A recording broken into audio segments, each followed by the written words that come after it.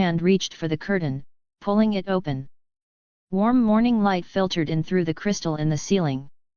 She exhaled shakily. Sitting on the edge of her bed, she stared blankly for a while. Finally, she checked her watch, 7:10. The others were still asleep. Even Fanny, the earliest riser, wouldn't be up for another 30 minutes.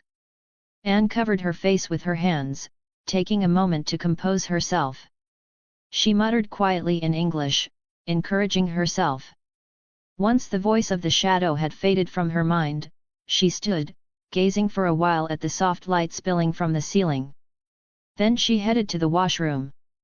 After washing up, Anne carried a thick copy of Medieval Magic, Volume 2 into the Slytherin common room and began reading quietly. At 7:37, Fanny stirred awake, thanks to a long-standing habit of early rising. She opened her bed curtain and was surprised to find Anne gone. Sitting up with a jolt, she dashed to the washroom, empty. Wearing pajamas and slippers, she rushed to the common room and finally saw Anne reading by the fireplace. She let out a breath of relief. Anne looked up at the sound, closed her book, and stood up, her face as calm as if nothing had happened. Fanny, still panting, stammered, "Anne, you're up so early today." Anne hugged the book to her chest and walked toward her, voice even.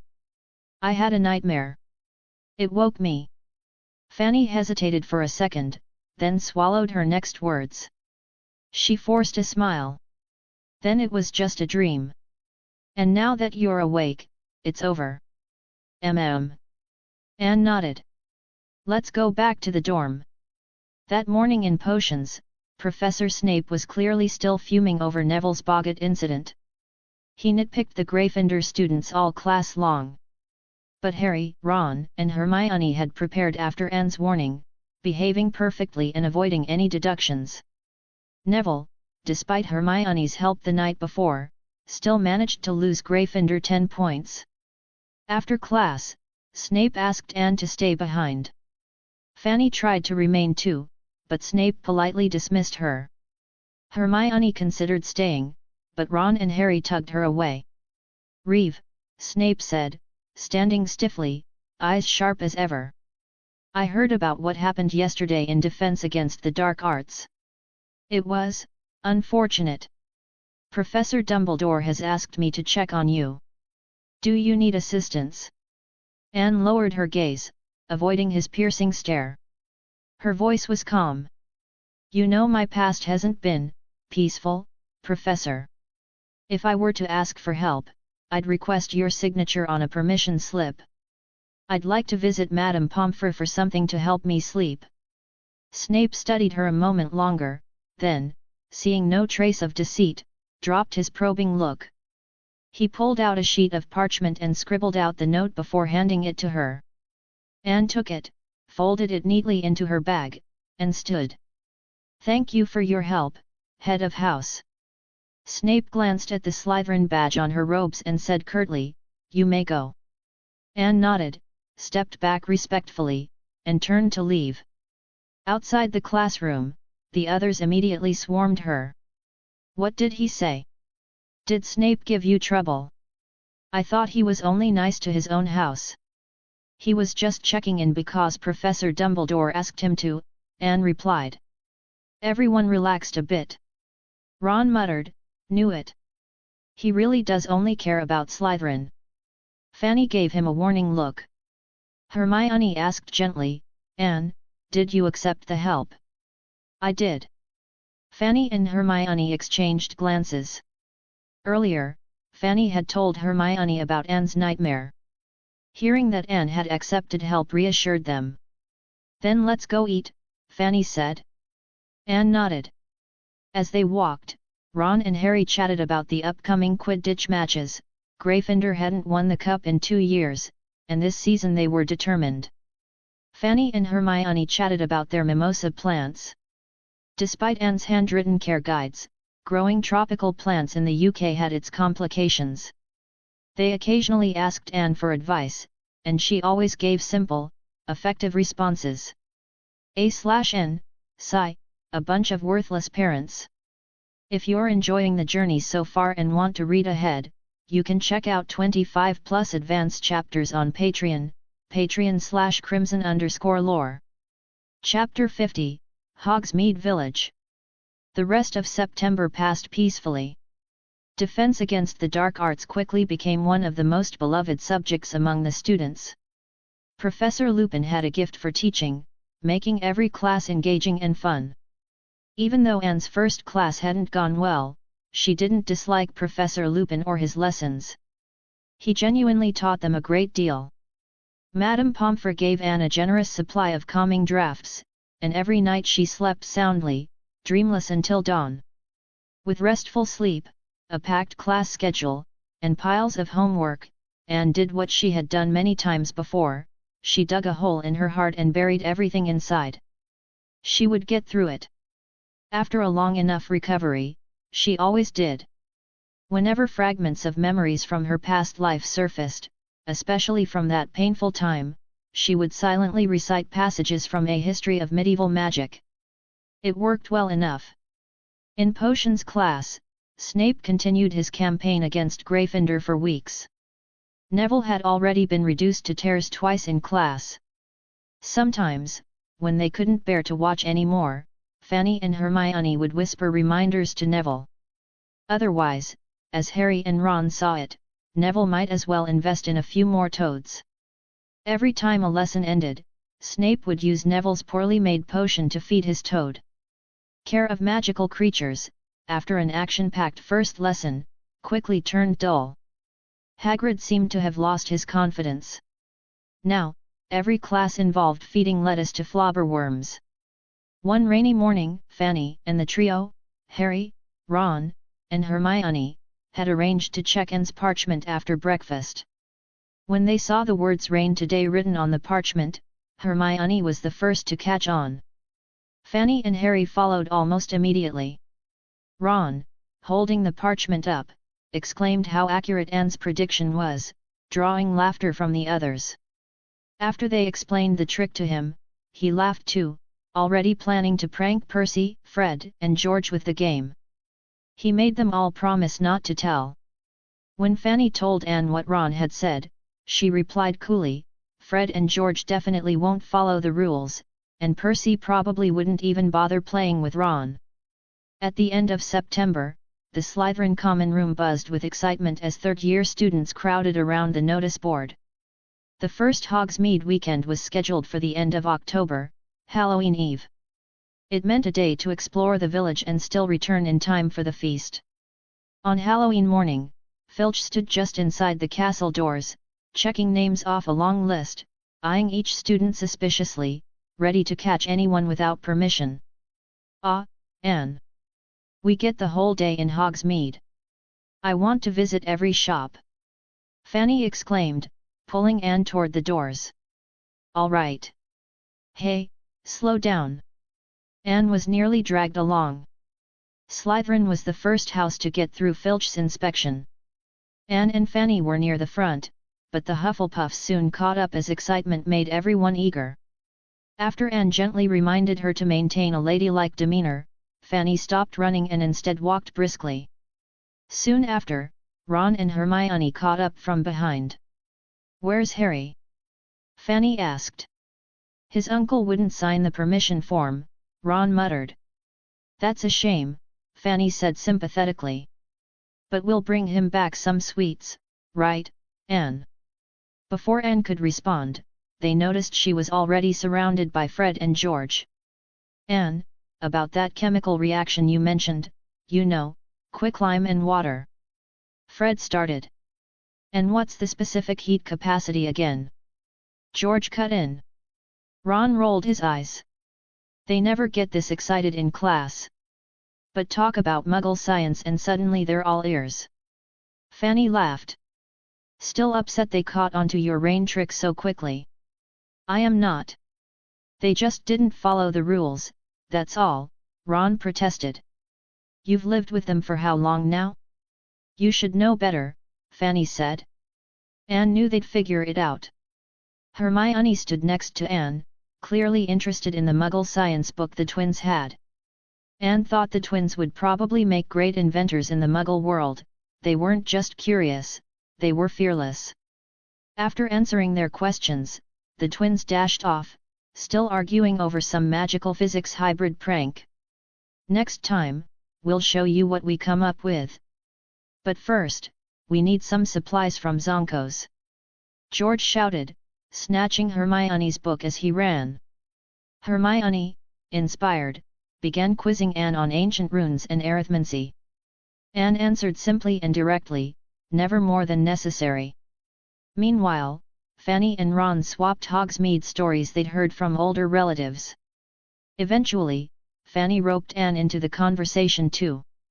Since Aaron had been sending Anne dozens of letters about his school days, especially after hearing about her encounter with the Boggart, Anne had absorbed a lot of Hogsmeade legends and tales.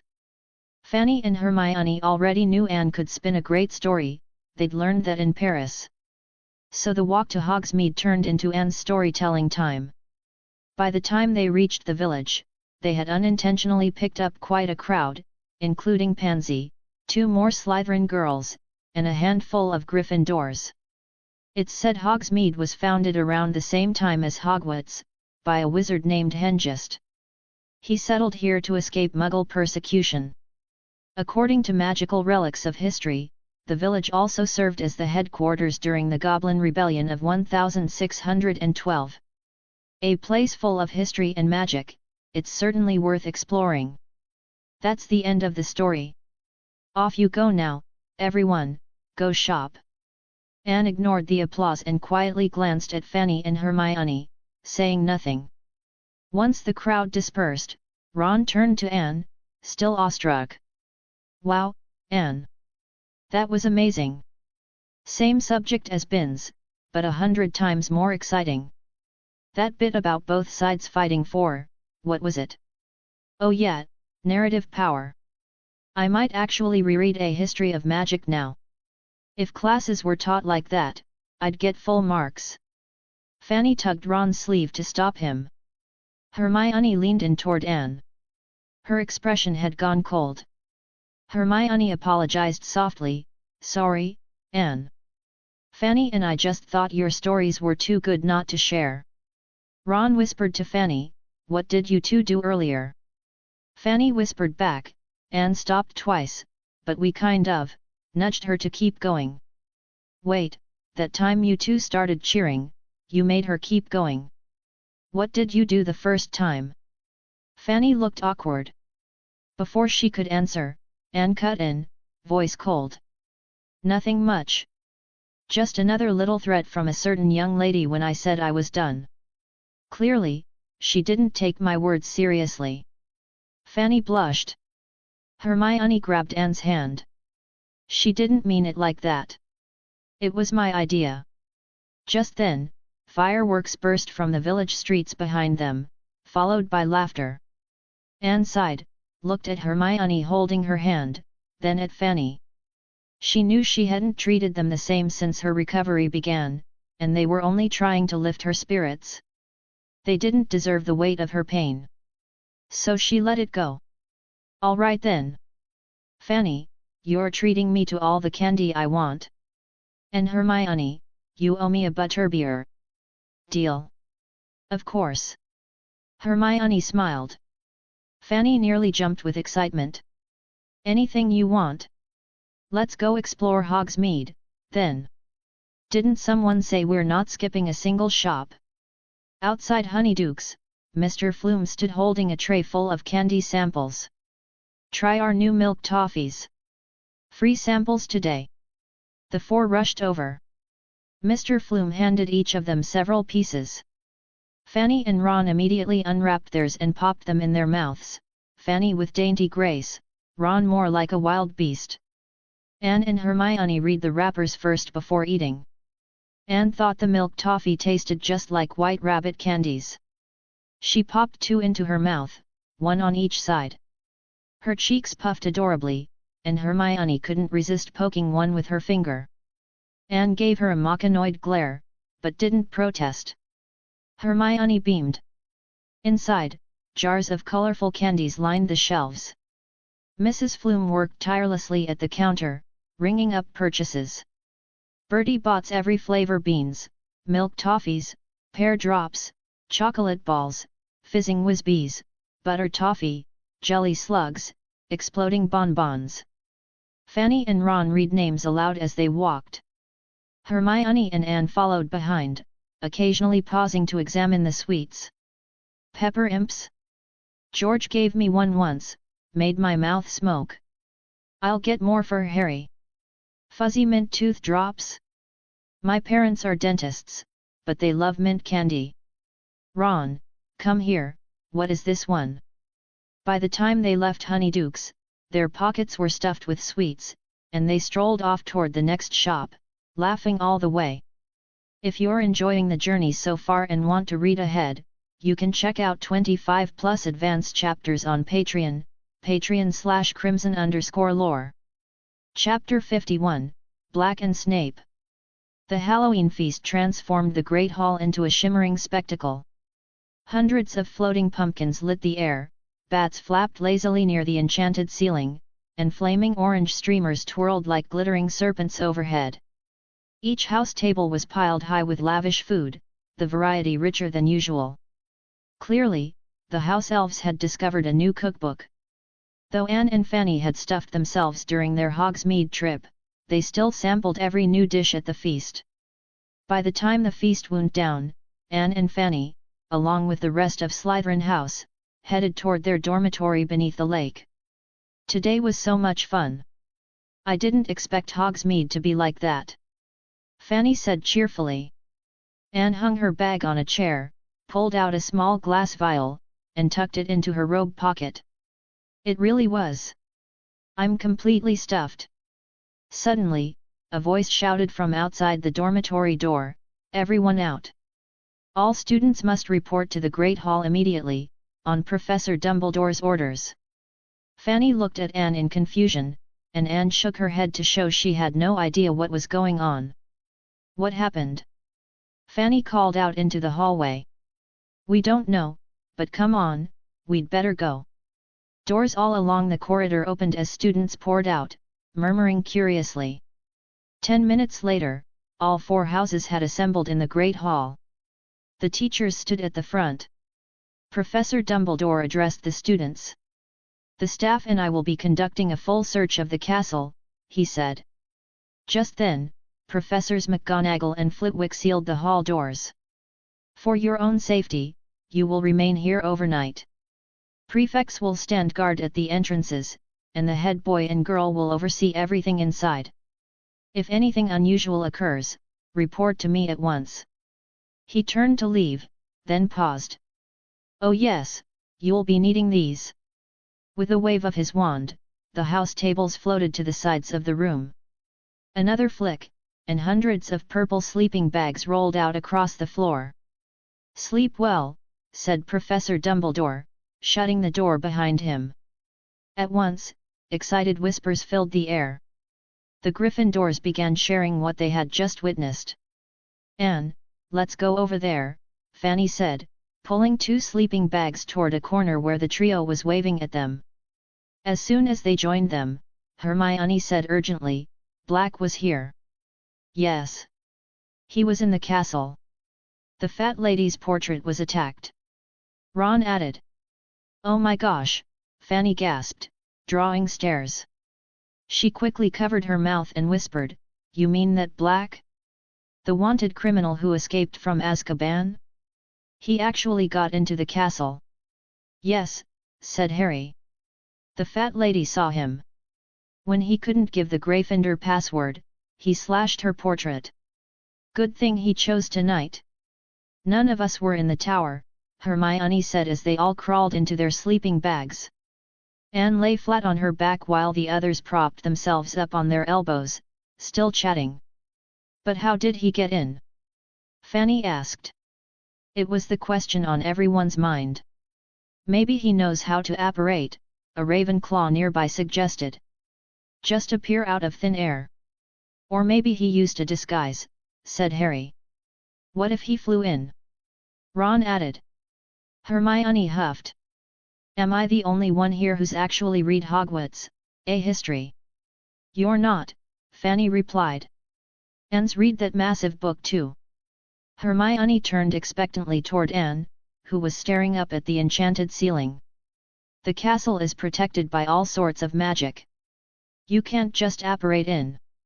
Disguises wouldn't fool the Dementors either, Anne said calmly. What about flying in? Ron asked. Seriously? Fanny gave him a skeptical look. That's the least believable one yet. Lights out! Percy bellowed. Everyone in your sleeping bags, and no more talking. All the candles went out at once. Only the silvery glow of the castle ghosts remained, drifting silently among the prefects. The enchanted ceiling twinkled like the starry night sky. So how did he get in? Harry whispered again. No idea. Fanny murmured. Do you think Professor Dumbledore knows? Ron asked. Silence followed. Try to get some sleep, Anne said quietly, pulling the glass vial from her pocket. She uncorked it, drank the contents, and slipped the empty vial back into her robe. What was that, Anne? Hermione asked. Something to help me sleep, Anne answered. She smacked her lips lightly. Tastes surprisingly good. Now come on, we should sleep. Staying up too late stunts your growth. You sleep, Anne. We're going to talk a bit more about Black, Fanny said. All right, Anne replied, rolling onto her side. She was asleep moments later. Once they were sure she was out, Hermione asked softly, Fanny, what was she drinking? Calming draught. From Madame Pomfrey. It helps her sleep dreamlessly. She's been getting better, but she still takes it sometimes. Harry and Hermione both glanced toward Anne's sleeping bag, their expressions full of concern. The next day, a new rumor swept through the school. Sirius Black had escaped Azkaban after hearing that Harry Potter was at Hogwarts. His goal? To kill Harry. Over the next few days, Black was all anyone could talk about. Theories about how he got into the castle became wilder with every retelling. Harry was constantly shadowed. Percy stuck to him like glue, and teachers invented excuses to walk with him everywhere. During lunch, Fanny was flipping through a Daily Prophet when a commotion stirred near the entrance. She looked up to see Harry entering at the front of a long line, followed by Ron, Hermione, Percy, Fred, and George. Poor Harry, Fanny sighed. Anne, he has a whole entourage following him now. That must be awful. Anne paused mid-cut with her knife and glanced at the Gryffindor table before returning to her food. I wouldn't call it poor, but it is annoying. As the group sat down, Fanny turned back to Anne with enthusiasm. Hey, there's a Quidditch match this Saturday, Slytherin vs Gryffindor. Want to go watch? Before Anne could respond, Draco Malfoy's lazy drawl interrupted from behind. It's not Slytherin vs Gryffindor. It's Hufflepuff vs Gryffindor. They turned to see Malfoy, arm still in a sling, chin lifted, flanked by Crabbe, Goyle, and Pansy. But I saw the notice. The first match of the season was supposed to be us against Gryffindor, Fanny protested. Pansy plopped down beside them. Malfoy's arm hasn't healed yet, and our team couldn't find a decent Seeker to replace him. Her voice took on a smug tone at the mention of Seeker. Fanny sneered at Malfoy. That arm's been injured for almost 2 months. Who believes that? Pansy does, Anne said with a straight face. Besides her, Fanny muttered. Anne smirked and said nothing more. That evening in the Slytherin common room, Fanny brought it up again. Anne. I found out Hufflepuff has a new captain and Seeker. Who? Cedric Diggory. 5th year. Tall, handsome, and charming, we talked about him after that one banquet, remember? Millicent even pointed him out to you. 2 other girls nearby gasped. Really? It's him. I have to see that match. Fanny turned to Anne expectantly. Oh, him. I see him all the time in Professor Sprout's greenhouse, Anne replied nonchalantly. You do? I'm going to hang around the greenhouse too. Ignoring the others, Fanny asked, So, Anne? Not going, Anne said firmly. After the Boggart incident, she suspected the Dementors would affect her the same way. Her notebook had mentioned that Dementors appeared during one of Harry's third-year matches. She wasn't about to take that risk. Fanny's face fell. Okay. The next day, Fanny and Anne were preparing for defense against the dark arts when Fanny noticed something. Why is our head of house teaching today? Anne flipped to the last lessons page. Maybe Professor Lupin's sick. That seems likely, Fanny replied as the bell rang. Where's Harry? Fanny whispered, looking around. Hermione and Ron were scanning the room too. Anne glanced at the empty spot in Gryffindor's row and quietly scribbled a note on her parchment, he's definitely in trouble this period. 10 minutes later, the door burst open. Sorry I'm late, Professor Lupin, Class started 10 minutes ago, Potter. I'll be docking 10 points from Gryffindor. Sit down, Snape said coldly. Harry didn't move. Where's Professor Lupin? He said he was too ill to teach today. I believe I already told you to sit. Harry didn't budge. Is he okay? Anne noticed a glint of cold fury in Snape's black eyes. No danger to his life, Snape said icily.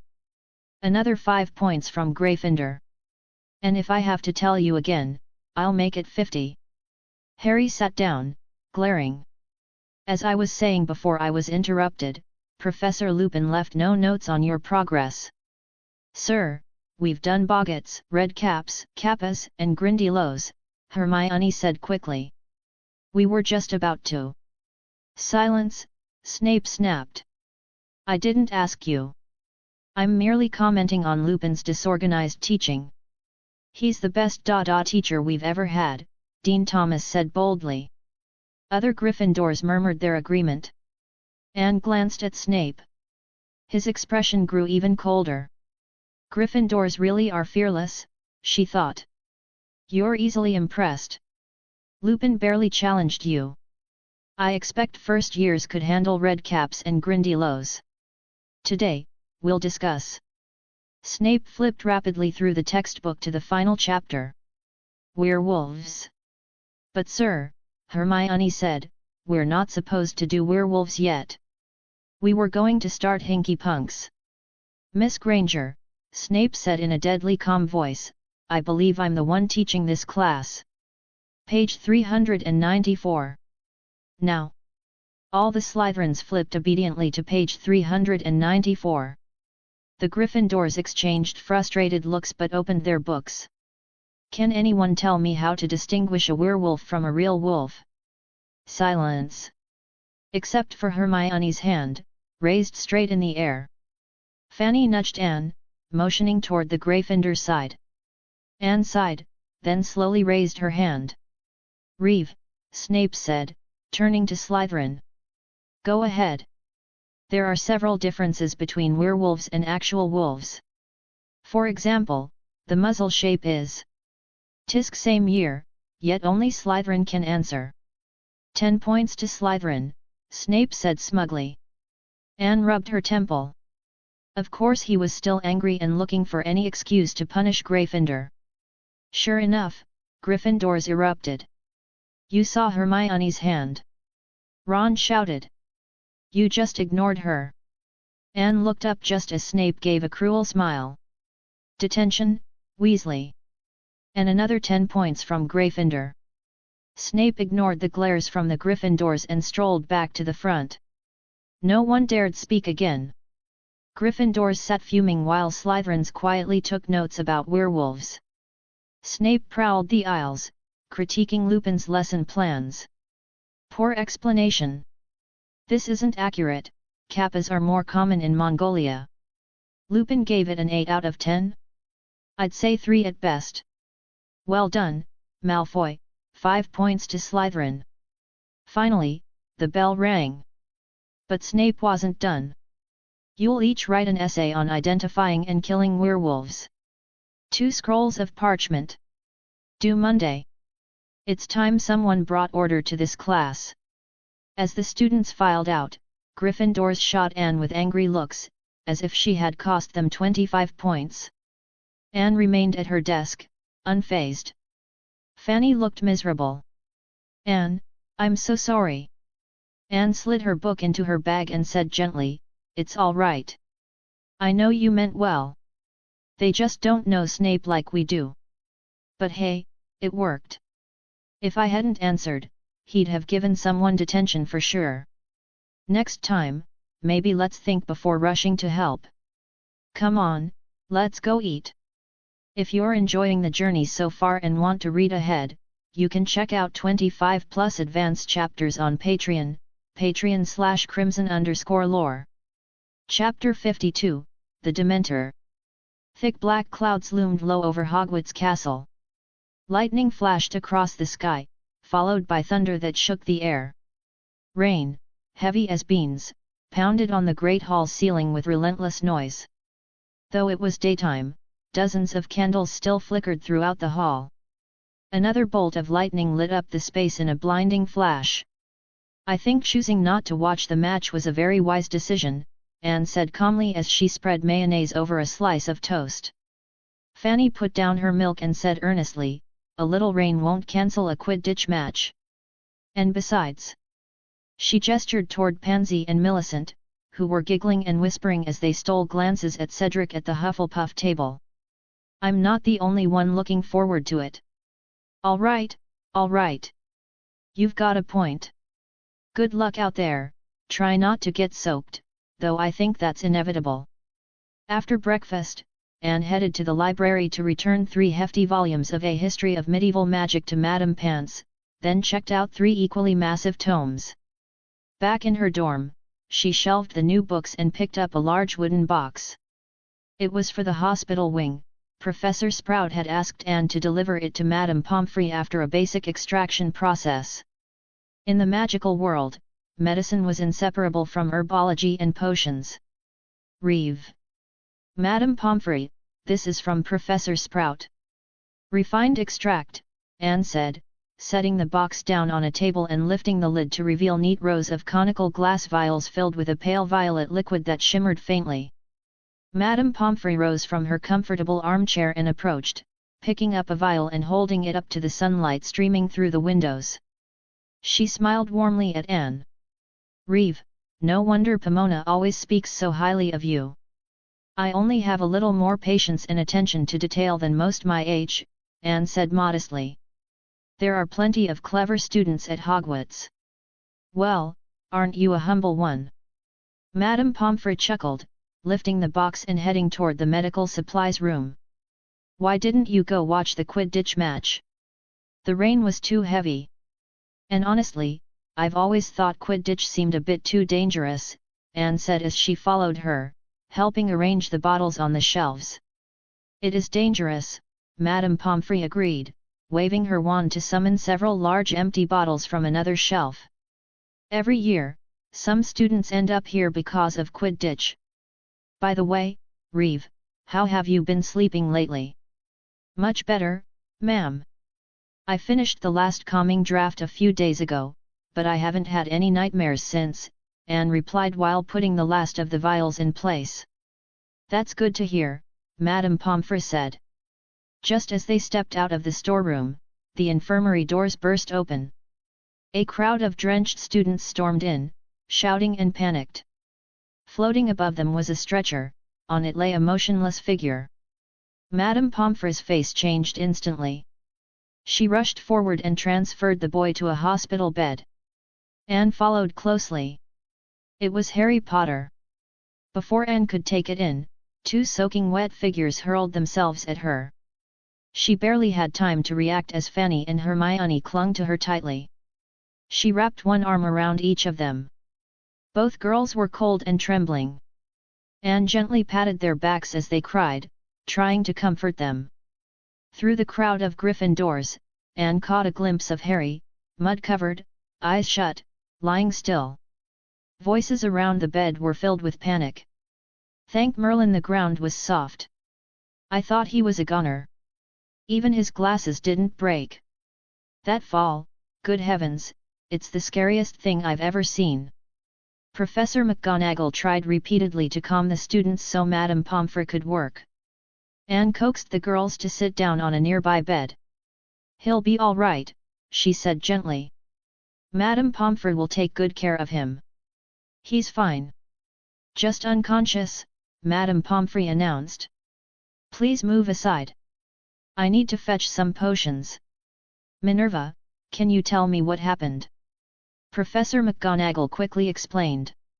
Dumbledore is negotiating with the Dementors now. I need to return to the school. Harry's in your care. The reassurance calmed Fanny and Hermione slightly.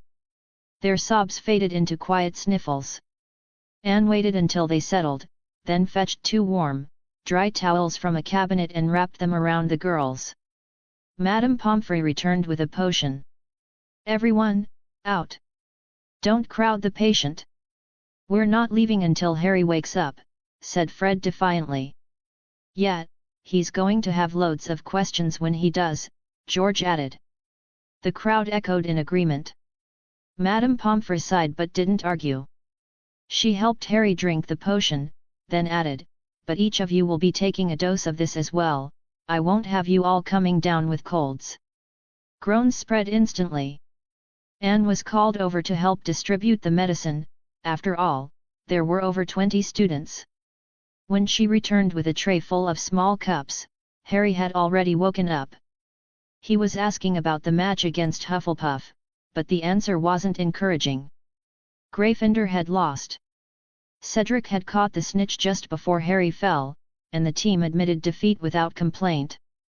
Anne handed out a cup to each student, ensuring they all drank it. Many Gryffindors downed it in one gulp and handed the cup back with a grimace. Fred and George pulled faces and asked Anne if they had to drink it. If you catch a cold, don't come asking me science questions, Anne replied. They exchanged a look, then chugged it down in perfect sync. 10 minutes later, Madame Pomfrey began ushering people out. The Gryffindor team and most of the students filed out. Only Ron, Hermione, Fanny, and Anne remained. They gathered near Harry's bed. Dumbledore was furious, Hermione said in a shaky voice. I've never seen him like that. When you fell, he ran straight onto the pitch. He slowed your fall with magic before you hit the ground. Then he cast a silver spell at the Dementors. They flew off immediately. He was livid they had come onto the field, we heard him. Then he levitated you onto a stretcher, Ron added. You floated all the way back here, and he walked beside you the whole time. We all thought you. His voice trailed off. Harry didn't respond. He stared down, clearly deep in thought. Anne guessed he was remembering what the Dementor had forced him to relieve, something dark and painful. Harry. Fanny said gently. He looked up slowly, his eyes finally focusing. Did anyone get my Nimbus 2000? Fanny and Hermione both turned to Ron. Well. Ron hesitated. It kind of got blown away when you fell. And? Harry asked. And then, it hit the Whomping Willow, Hermione said. Harry frowned. And then? You know the Whomping Willow, Ron said. It doesn't take kindly to being hit. Flitwick managed to retrieve what was left of it before you woke up, Ron added, stepping aside with Fanny. Harry looked over to see a pile of splintered wood and broken broom bristles lying on a chair. He stared at it for a long time before letting out a quiet "oh." Fanny, Ron, and Hermione looked at each other, unsure what to say. They glanced at Anne, hoping she would speak up.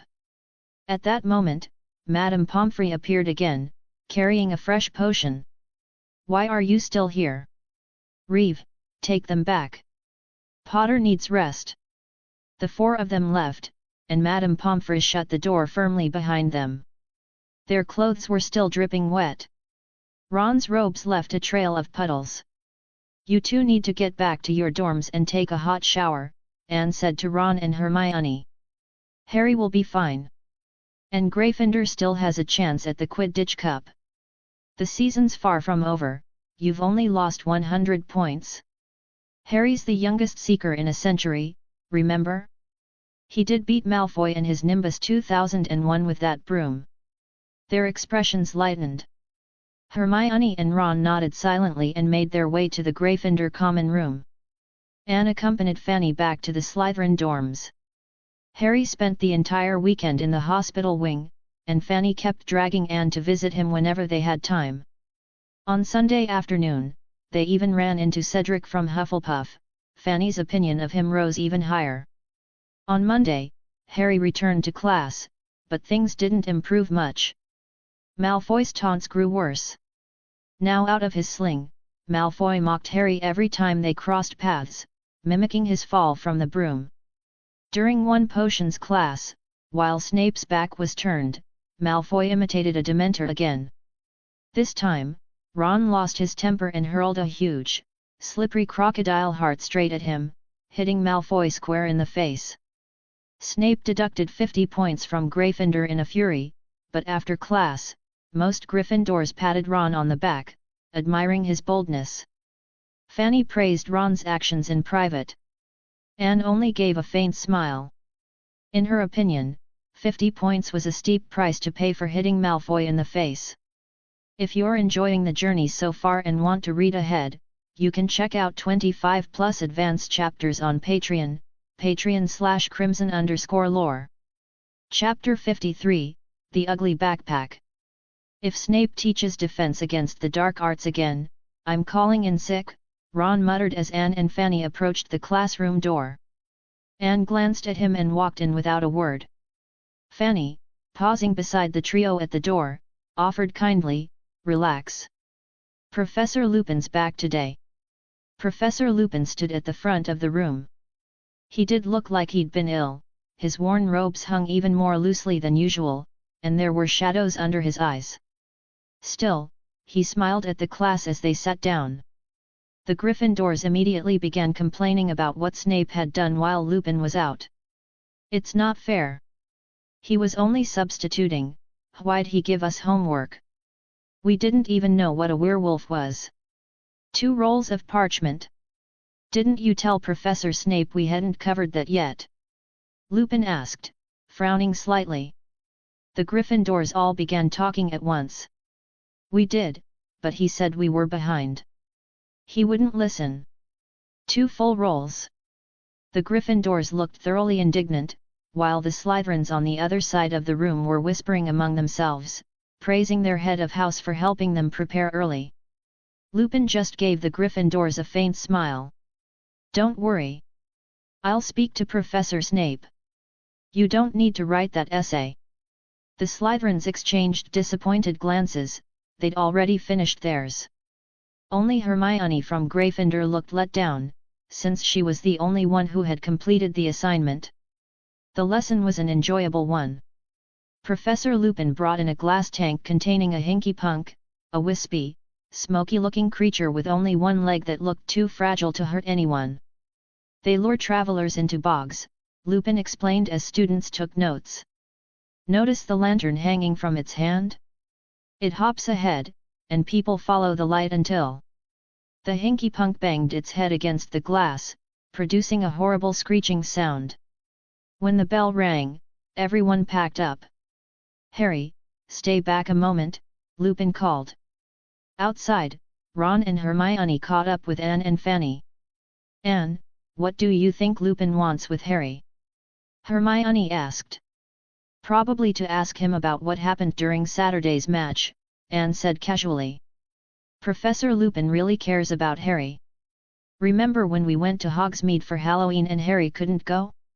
He spent the whole afternoon in Lupin's office." "But I've always wondered," Ron said. "I mean, I know Dementors are scary. My dad wasn't the same for weeks after coming back from Azkaban. But why do they affect Harry so much? He passed out on the train, and again during the match. Hermione and I were near them too, it felt awful, sure, but not like that." Anne's pupils contracted slightly. The silver sickle she'd been tossing in one hand landed in her palm and stayed there.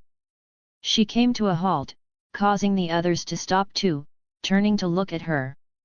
Dementors are among the foulest creatures on earth, Anne began slowly. They infest the darkest, filthiest places. They thrive on decay and despair, sucking every ounce of peace, hope, and happiness from the air. Even muggles can feel them, though they can't see them. If you get too close, every good feeling, every happy memory you have will be drained away. And if they can, they'll feed on you long term, until you're just like them, soulless, and full of evil. All that's left is your worst memories, the worst things that have ever happened to you. She paused, then continued, so they affect Harry more than you two because, well, you've never experienced anything truly horrifying. Or at least, nothing as deep or traumatic as Harry has. The three fell silent for a few seconds. Then Ron spoke again, but why did they come to the match in the first place? A strange expression crossed Anne's face. I guess, maybe they were hungry. Dumbledore won't let them inside the school, so they probably ran out of their usual human supplies. The crowd at the Quidditch match must have been incredibly tempting. All that excitement and adrenaline. To them, it must have been a feast. A chill ran through them. Ron blurted, "Good thing you didn't go to the match, Anne, or else." Anne's face immediately went blank. Hermione and Fanny both shot Ron glares. "I just meant Ansboggett." Ron started to explain that he thought Ansboggett was terrifying, and if she had run into a Dementor, she might have fainted like Harry. But seeing the fire in Hermione and Fanny's eyes, he wisely decided to shut up. "You're right," Anne said flatly. "I should be grateful I stayed behind." Ron sighed in relief. "Harry's out, let's go," Hermione said, seeing Harry emerging from the classroom, looking relaxed and giving them a wave. As November settled in, Hogwarts began to grow colder. Every year around mid-November, Anne entered what she called her can't-get-out-of-bed mode. This year, however, things were different. With 4 new electives, her workload was intense, and lazy mornings became a rare luxury. She could only afford to sleep in on weekends, and even then, only a little. Most of her free time was used to catch up on assignments. "Anne, get up." Fanny pulled open the bed curtains. "We need to hit the library and finish our ancient runes homework." Anne groaned and pulled the blanket over her head. Her muffled voice came from underneath. "What time is it?" 9:30. "You told me to wake you now." Fanny placed a parcel and some breakfast on the table beside Anne's bed. "Your Uncle Aaron's package arrived. I left it there." Fanny returned to her desk to organize her Muggle Studies assignment and started packing her ancient runes notes and books. Anne finally stirred, rustling beneath her blankets as she began sleepily pulling on clothes without opening her eyes. "Was Hermione in the library when you went?" Anne asked. Hermione, already at her desk reading, answered without looking up, "Of course. Half the table's buried in books, as usual." "Oh. How's your Muggle Studies class going?" "Great," Fanny replied. "We just had a chat about televisions. Honestly, Anne, I think Hermione is amazing. I heard she's taking every elective. She spends all her free time in the library, I'm sure of it." "She is top student material," Anne agreed. "Top what?" "Top student, like a learning champion. Someone who's amazing at studying, always scores high, basically a boss in the academic world." "Whoa, another new word. I love it. It's way better than what the Gryffindors call her, know-it-all." Anne laughed. "Want to hear more new terms? You just gave me an idea, I should tell Fred and George." Fanny lit up with excitement. "Anne, tell me now. Any topic you can bring up with Fred and George has to be fun." "Hee, it's a trade secret now. But I'll let you listen in when I talk to them at lunch. It might just start a storm at Hogwarts." "Deal," Fanny said happily. But first, let's survive ancient runes. Let's go. I really hope I can finish 2 rolls of parchment before lunch. Wait, Anne, you opened the package? Another one of those ugly backpacks like yours. It's not ugly. It's just plain. No patterns, Anne said as she slung the grey single-strap bag over her shoulder. Plain grey cloth and 1 strap, that is ugly. Look at mine. Fanny said proudly, showing off her colorful 2-strap backpack. Mine's practical. Oh. I get it. You're giving that one to Hermione, aren't you? Fanny guessed. She does need a bag with an undetectable extension charm. Every time I see her stuff books into that old one, I swear it's going to burst. In the library's first floor, only a few students were quietly reading. Anne and Fanny walked up to a table covered in books. Hermione was quickly flipping through one of them. Noticing them, Hermione looked up, paused her reading, and began tidying her books. Since the start of the term, Anne and Fanny had often seen Hermione studying here. Eventually, Fanny had dragged Anne to sit with her, and the trio had been sharing the space ever since. Hermione, used to Anne arriving at this time, swiftly cleared a space. Anne sat across from her while Fanny took the seat beside Anne. Anne removed the backpack from her shoulder and handed it over. Here, Hermione. I got this for you. I think your old bag's ready to retire. If you shove one more book into it, it might explode. Fanny giggled. Anne's serious tone made the gesture even funnier. Hermione blinked in surprise. Hermione, it may be a bit ugly, Fanny added, but it's the same kind Anne uses, charmed with an undetectable extension charm. You can probably fit over 20 books in it. It's not ugly. Anne pouted. Hermione grinned and took the bag excitedly. The undetectable extension charm? Thank you, Anne. She looked around, slipped 2 books inside, then pulled them out again. This is amazing. She smiled.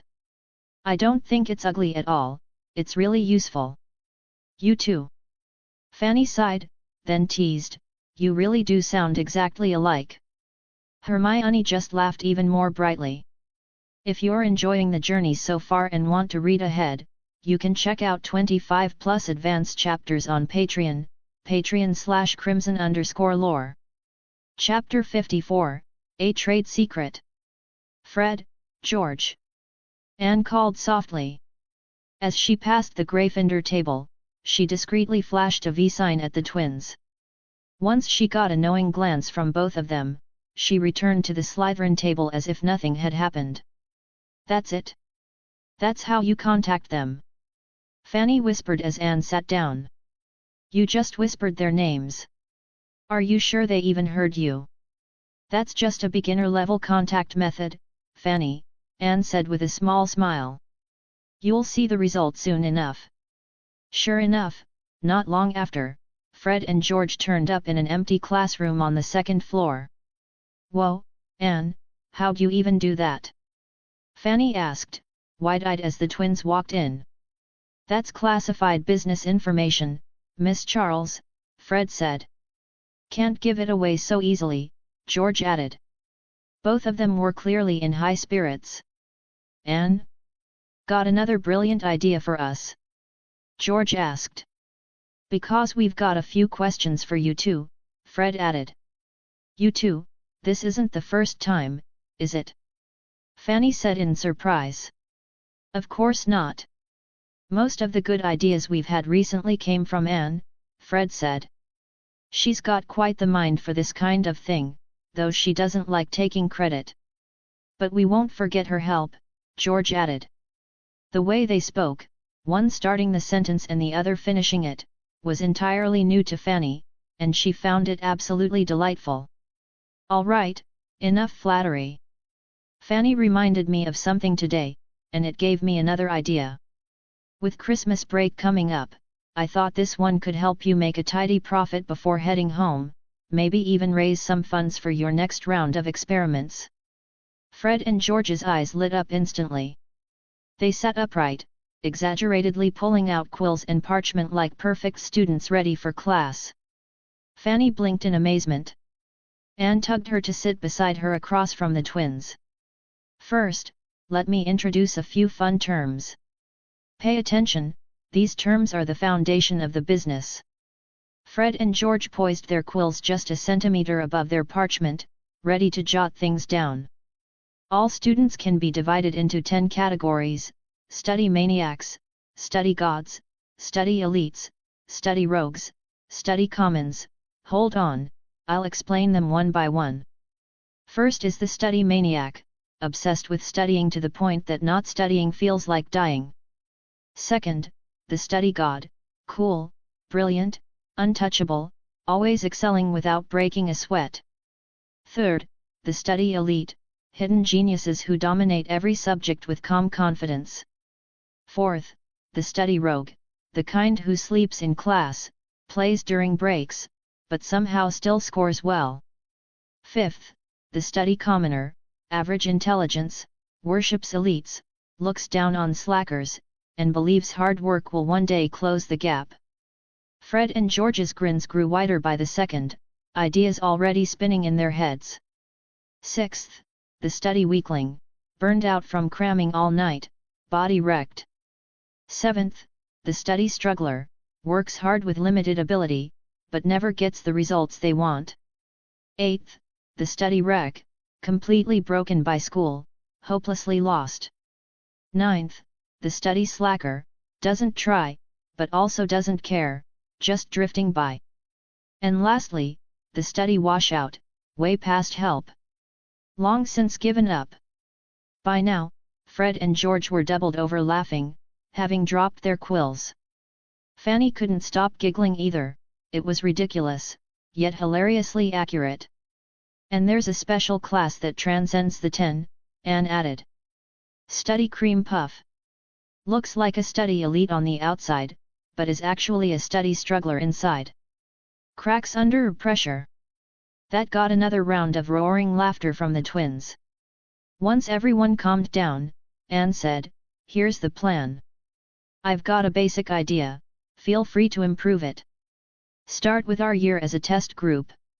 First, get everyone familiar with the terms, make the definitions free and fun to spread around." Fred nodded.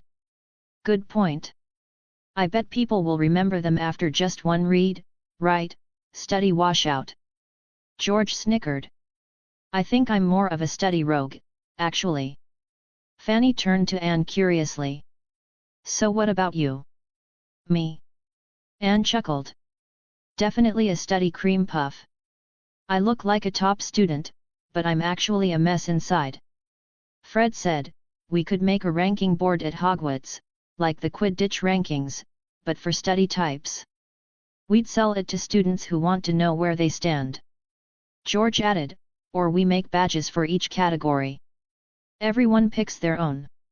Percy would love one that says Study God to wear next to his head boy badge. Anne joined in. What if we team up with Honeydukes in Hogsmeade? They could sell candy themed after each type. For example, Study God lollipops that clear your mind during exams, just add a touch of mint for focus. And Study Cream Puff chocolates. Rich chocolate outside, with a surprise yolk pastry center. You and food. Fanny said with a laugh, shaking her head. Fred and George cracked up again. But those are genuinely great ideas, Fanny admitted. I want to try the study washout flavor. Got anything in mind? Anne tilted her head in thought. Maybe something like a jelly that melts instantly in your mouth into sugary water. Fred and George looked at her with admiration. Fanny sighed, Anne really was full of food ideas. Anne spent the whole afternoon working with the twins, treating it like one of her past life projects. She reviewed every detail and made them promise not to leak a word. The next 2 weeks were a whirlwind. Fred and George created magical flyers with animated stick figures. Fanny designed fun, eye-catching badge styles. Anne gave them all the candy concepts, and the twins used their secret ways to get in touch with Honeydukes, who responded fast and delivered prototypes. Anne tirelessly taste-tested and tweaked the recipes. The last week of term arrived, and the third years were allowed another Hogsmeade visit. 2 days before the weekend, Anne, Fanny, and the twins finalized everything in their usual empty classroom. At breakfast the next morning, Fred and George unleashed a shower of animated flyers all over the Great Hall. Each house table was littered with parchment, stick figure animations showed different study types in action, in class, at exams, goofing off. At the 2-minute mark, the stick figures even started visiting and teasing each other. Laughter echoed across the entire hall. At the bottom of the flyer was a note. 6 p.m. sharp, limited release of 110 badges in the Great Hall.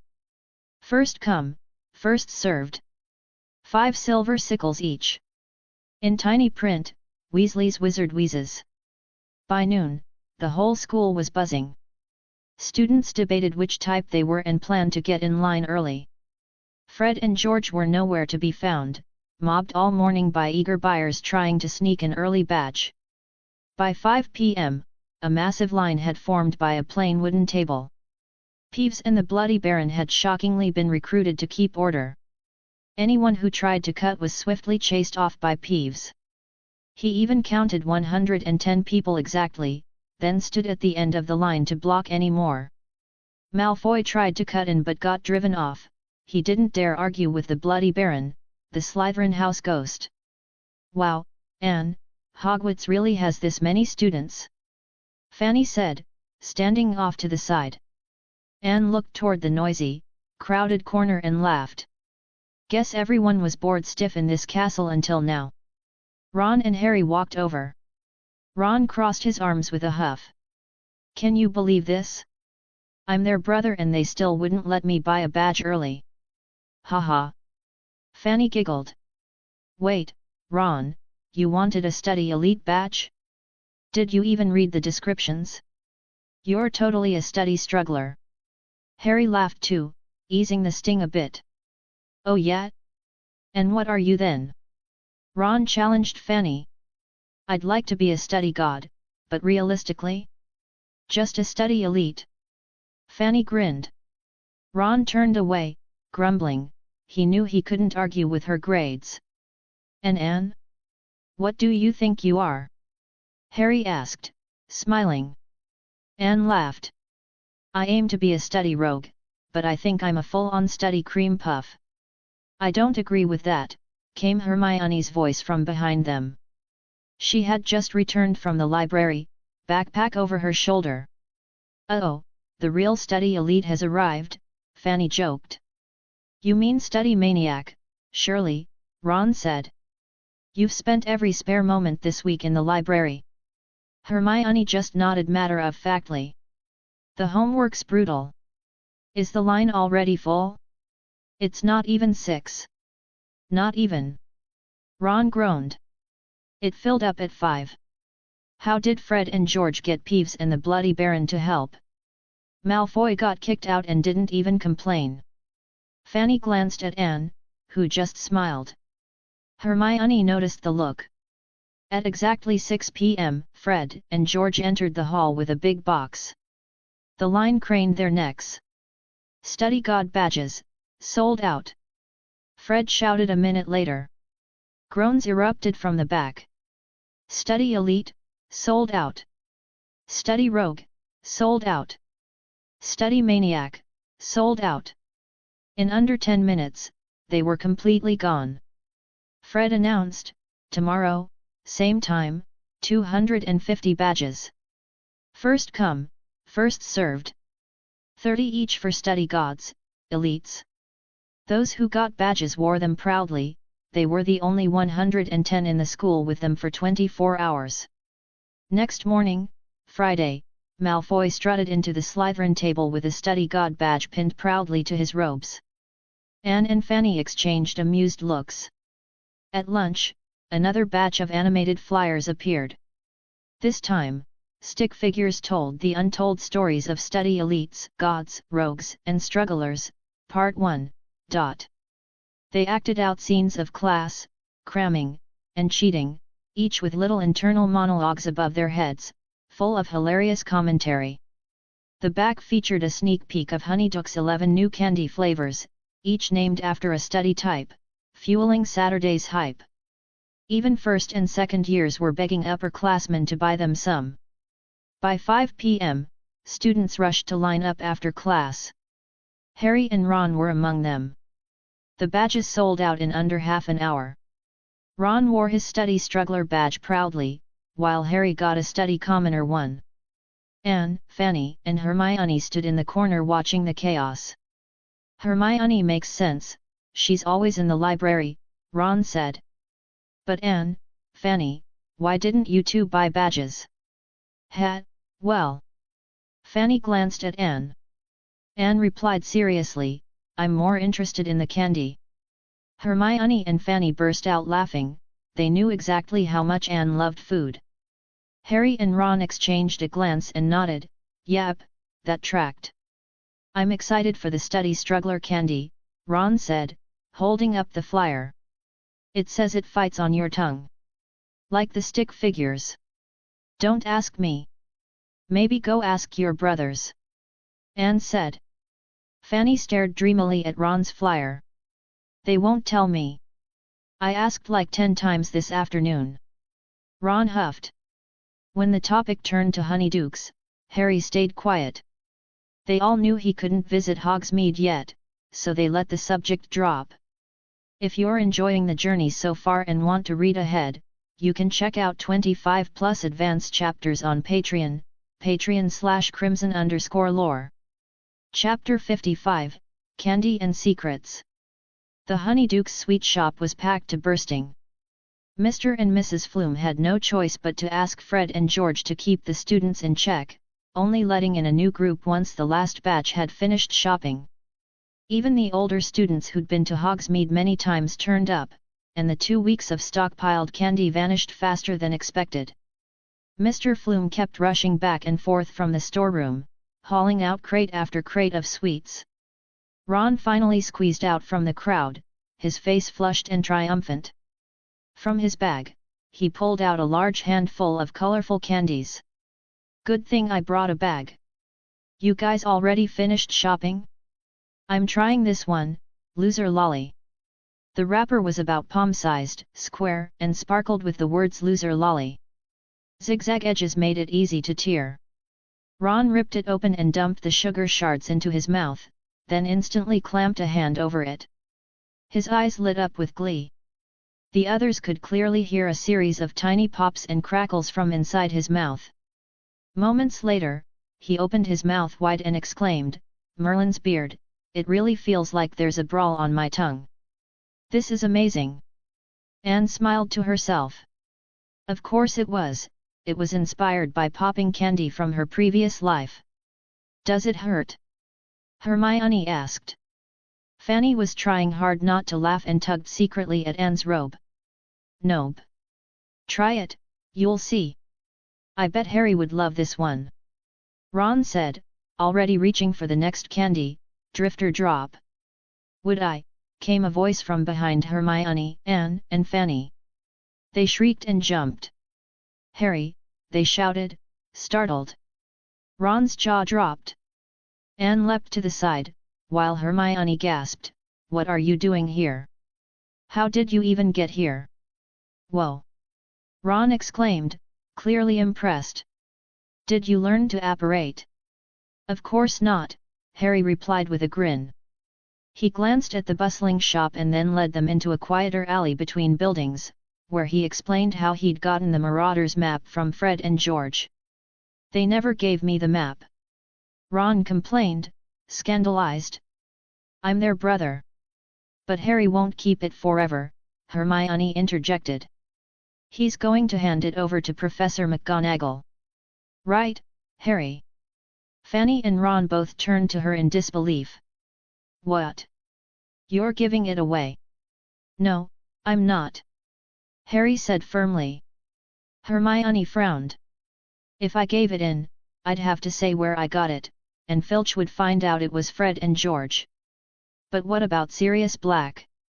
Hermione argued, voice tense. He could use one of the secret passages on the map to sneak into the castle. The professors need to know. He can't get in that way, Harry said quickly. There are 7 secret passages on the map. Fred and George think Filch knows about 4 of them. Of the other 3, one's caved in, completely impassable. Another's blocked by the Whomping Willow, and once you're in, you can't get out. The one I just used, well, the entrance is hard to spot, even from the cellar. Unless Black knows about it. Harry trailed off, clearly wondering, what if Black did know? Just then, Fanny and Ron pointed at a poster plastered nearby on a wall. By order of the Ministry of Magic. Attention, customers, as a precaution, Dementors will patrol the streets of Hogsmeade daily after sunset until further notice. This measure is for the safety of all residents and visitors. Patrols will cease once Sirius Black is apprehended. We recommend completing all purchases before dusk. Merry Christmas! See. Ron said calmly. There are Dementors everywhere. I'd love to see how Black plans to break into a sweet shop under those conditions. And besides, Mrs. Flume lives upstairs. She'd hear anything. True, but... Hermione faltered. Still, Harry shouldn't be here. He doesn't have a signed permission form. If someone finds out, he could get in so much trouble. And what if Sirius Black shows up right now? He's a fugitive, not a lunatic, Fanny countered. He's not going to waltz around in daylight. Exactly. Ron agreed. It's the holidays. Harry deserves to enjoy himself. Hermione bit her lip, clearly unconvinced. She glanced helplessly at Anne. Anne had already pulled her scarf up over her nose, tugged her hood over her head, and was stamping her feet. Only her eyes peeked out from above the scarf. She mumbled from behind it, "Are you done talking yet? Why are we standing in the wind? I'm freezing." "Anne, were you even listening?" Fanny asked helplessly. A gust of cold wind blew through. Anne tightened her cloak. "Ugh! What did you say, Fanny?" "Never mind, you all carry on. I'm going to Three Broomsticks to wait where it's warm." And with that, she took off. The remaining 4 stood stunned in the icy wind. Did she mean, "It's fine"? Harry asked uncertainly. Hermione turned her head away in exasperation, but Ron nodded confidently. "Exactly. Now, here, have a loser lolly." Fanny chimed in cheerfully, "You have to try the crumbly crunch chocolate, it's amazing." When Anne stepped into the Three Broomsticks, the warm air hit her like a cozy blanket, clearing her head. She already knew Harry had the Marauders map, that wasn't what had her distracted. "Madame Rosmerta, a hot butterbeer, please," Anne said at the bar. The mug was placed before her, and she took it in both hands, sipping slowly. She was halfway through her drink when the others arrived. "I'll get the drinks, you grab a table," Ron called to the rest. "4 butterbeers, Madame Rosmerta." Fanny settled in with a mug. Anne took her refilled butterbeer and sat directly across from Hermione. Ron squeezed in beside Harry. "Happy holidays," Ron said with a grin. "Happy holidays," the group echoed, raising their mugs and taking hearty sips. Just then, the door burst open again. The group glanced over to see Professors McGonagall and Flitwick brushing snow from their coats as they stepped inside. Behind them were Hagrid and a tall man in a drab green bowler hat and pinstriped cloak, none other than Cornelius Fudge, Minister of Magic. Fanny and Ron immediately shoved Harry under the table. "Disillusionment charm," Hermione whispered. The Christmas tree near them rose a few inches and slid into place directly in front of their table with a soft thud, concealing them from view. The teachers and Fudge moved toward the bar, then turned and sat at the table right in front of the concealed group. Anne silently floated Harry's empty chair away with a levitation charm. The 4 at the table exchanged anxious glances but remained quiet. Rosmerta arrived with a tray of drinks, setting one before each guest before sitting down herself. "What brings you here today, Minister?" she asked.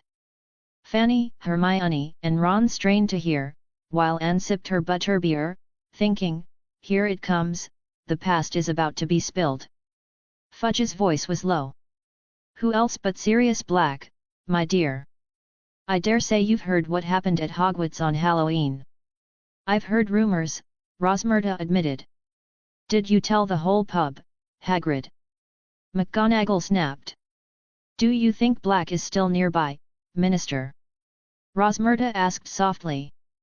"Absolutely," Fudge replied curtly. "They've already searched my pub twice, you know," she said, her tone sharp. "Frightened away all my customers, terrible for business, Minister." "My dear Rosmerta, I don't like them either," Fudge said uneasily. "The Dementors, they're necessary precautions. Though you're right, they're furious with Dumbledore for keeping them off school grounds." They continued, recounting Black's time at Hogwarts, how close he'd been to James Potter, how trusted he'd been by the Potters when Voldemort was at the height of his power, and how he had ultimately betrayed them. He'd killed Peter Pettigrew and a dozen Muggles right there on the street. By the time the tale was finished, so were their drinks. McGonagall stood and said, "If you're dining with the headmaster, Cornelius, we should head back to the castle." Once they left, Fanny and Hermione finally let go of their held breath. Ron crawled under the table to pull Harry back up, but Harry's face was blank and stunned. Anne's mug was empty. Her wrists rested on the table, and a silver sickle and a bronze nut spun endlessly between her fingers. She looked away from the Christmas tree, tucked the coins into her pocket, and stood. "Let's head back to the castle," she said quietly. "Harry, the four of us will cover you." Harry nodded mutely. No one said another word the whole way back. If you're enjoying the journey so far and want to read ahead, you can check out 25+ advanced chapters on Patreon, patreon.com/crimson_lore. Chapter 56, A Third Year Christmas. As dinner approached, Fanny sat at the long table, glancing repeatedly over at the Gryffindor table, but Ron, Harry, and Hermione still hadn't arrived. "Fanny, you're being really obvious," Anne said, flipping through a book without even lifting her head. "But, why haven't they come yet? Do you think Harry said something to them? I can't even imagine what he must be feeling after hearing that. Surely he's not thinking of going after Black for revenge, right? That's way too dangerous. Black killed 12 Muggles and a wizard by himself. He wouldn't really do that, would he, Anne?"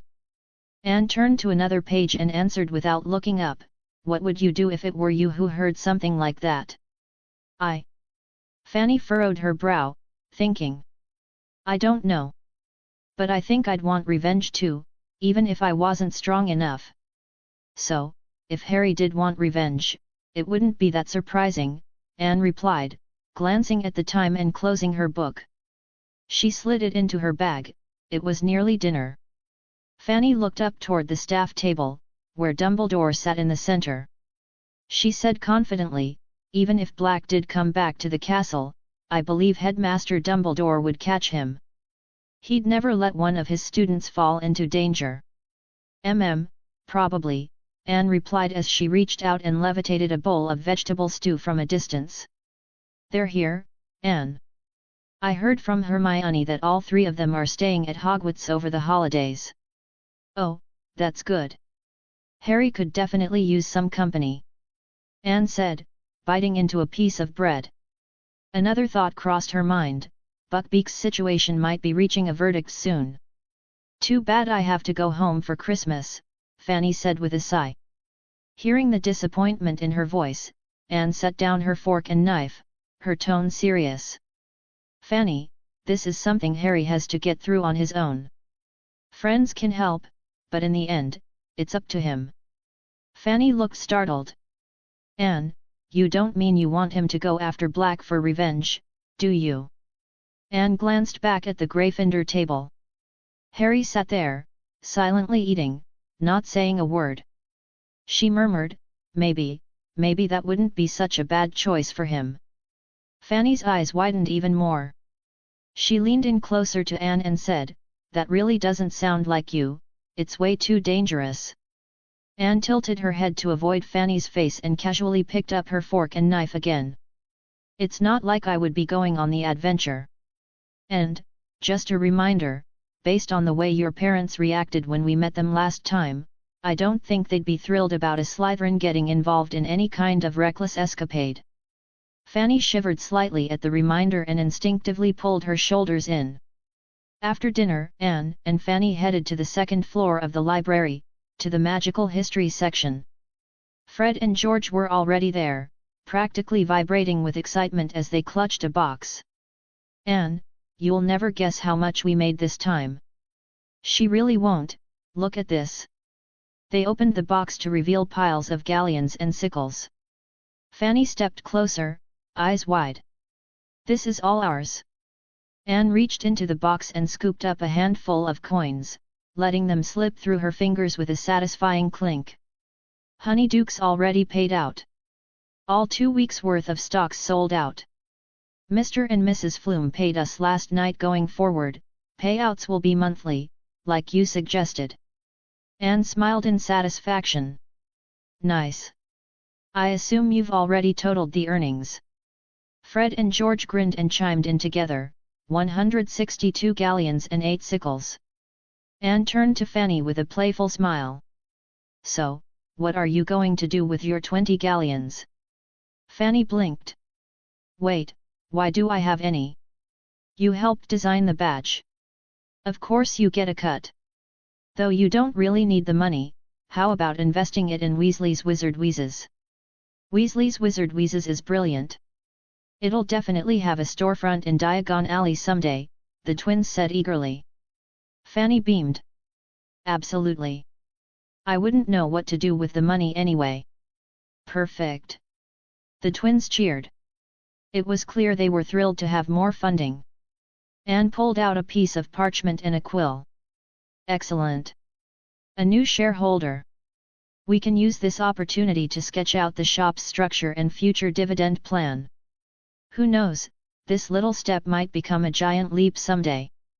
With Hermione, Harry, and Ron staying at Hogwarts for the holidays, Anne enjoyed a rare peaceful journey on the Hogwarts Express.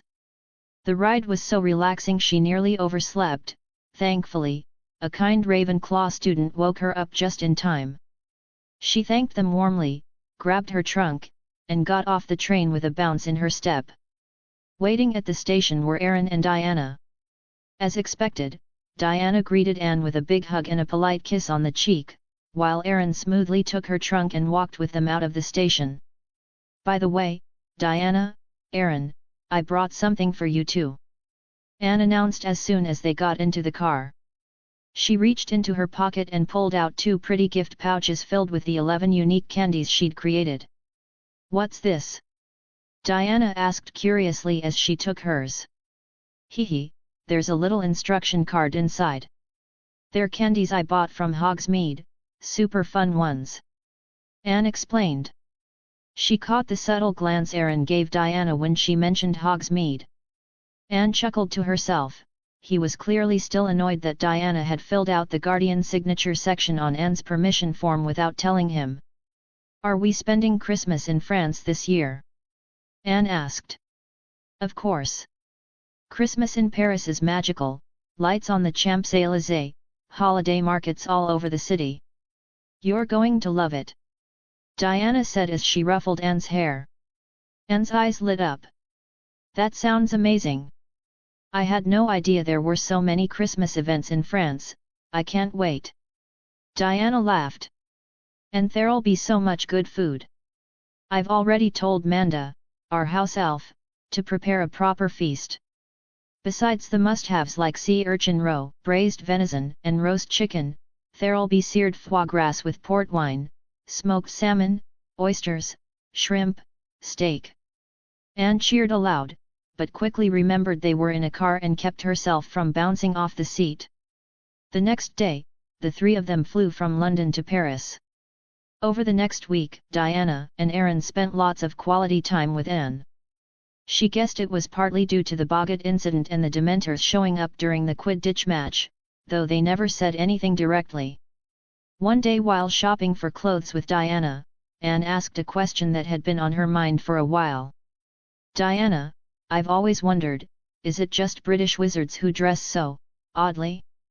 I mean, in Diagon Alley, their outfits are all over the place, but French wizards seem way more stylish." Diana chuckled. "Well, French wizards, and those from southern European countries like Italy, do tend to be more fashion conscious. Wizards from other places, not so much."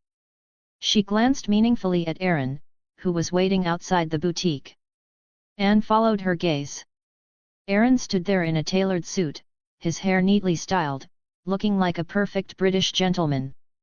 "But he didn't dress all that weird the first time I met him," Anne said, tilting her head thoughtfully. "At least, not compared to some of the people I saw in Diagon Alley." "That's probably because he grew up in France," Diana said with a smile. "The wizarding world here had an influence on him. Plus, he's got a lot of cousins in France." In the second half of the holiday, Anne still made time to visit Vegas Bistro to try new dishes and discuss recipes with him. Even with the heavy pile of third-year homework, Anne carved out time for her true love, the piano. She spent hours practicing classics from famous composers and occasionally attended piano concerts. That peaceful, artistic rhythm made her feel truly content. Of course, she didn't forget about her piano teacher, Mr. Arks. His whole family was delighted to have her visit over the holidays. But one morning, Aaron brought her a piece of news that Anne had already been expecting. "I read something troubling. Hagrid might be in trouble," Aaron said as he flipped through letters. "Anne, you know that winged beast Hagrid keeps." Anne was munching on breakfast, wrapped in blankets to fight off the French winter chill.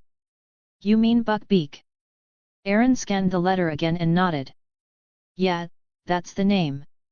Apparently it really injured that Malfoy boy during class." It was Hagrid's first class, and he brought out the hippogriff right away. Malfoy was being obnoxious, so, yeah. "Did the Ministry issue anything?" "First class." Hagrid went all in. "Hey. Well, the Ministry is letting the Committee for the Disposal of Dangerous Creatures handle it." "Not good," Aaron said, frowning. "That committee is full of nasty types, I don't like dealing with them." Anne sighed. Lucius Malfoy probably stirred things up behind the scenes. "If that's the case, Hagrid might be lucky just to keep his job," Aaron muttered, scanning the rest of the letter. "Yep, says here Dumbledore's the one vouching for him. A/N, Transitional Chapter. If you're enjoying the journey so far and want to read ahead, you can check out 25 plus advanced chapters on Patreon, patreon.com/crimson_lore.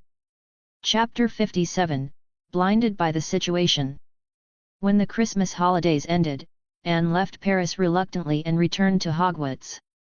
The very first thing she did upon arriving was dive headfirst into her mountain of overdue homework. The flobberworms had died from overeating lettuce, which made care of magical creatures a lot more interesting in the new term. For their first class, Hagrid lit a huge bonfire and introduced fire crabs. Students gathered dry twigs to keep the fire going while flame-colored lizards leapt about inside. In the dead of winter, this was a welcome activity. Malfoy had Crabbe and Goyle fetch a whole heap of firewood and flung it into the fire proudly, as if he'd gathered it all himself. Divination, on the other hand, remained as dull as ever.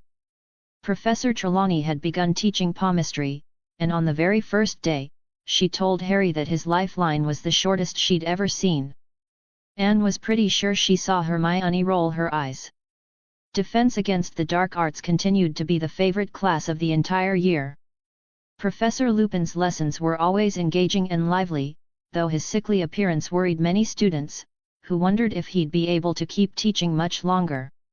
After one of Lupin's lessons, Anne and Fanny were walking through the corridor toward the Great Hall when they came across Hermione, Harry, and Ron locked in a standoff. Ron and Harry stood side by side, while Hermione stood stiffly near a suit of armor. Ron looked irritated, and Hermione had that superior air she used to have when they first met her on the train. "If you don't want to tell us, then don't," Ron snapped. Alarmed by his tone, Fanny rushed over. "What happened? Why are you arguing?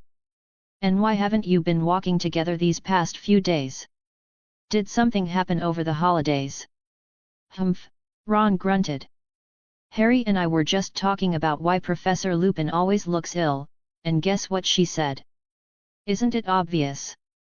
Like she knows something we don't, but then she refuses to say what." Hermione looked past Ron and locked eyes with Anne, ignoring his complaints entirely. "Anne, you've noticed too, haven't you?" Anne narrowed her eyes. Had Hermione figured it out already? That Lupin was a werewolf? She couldn't be sure.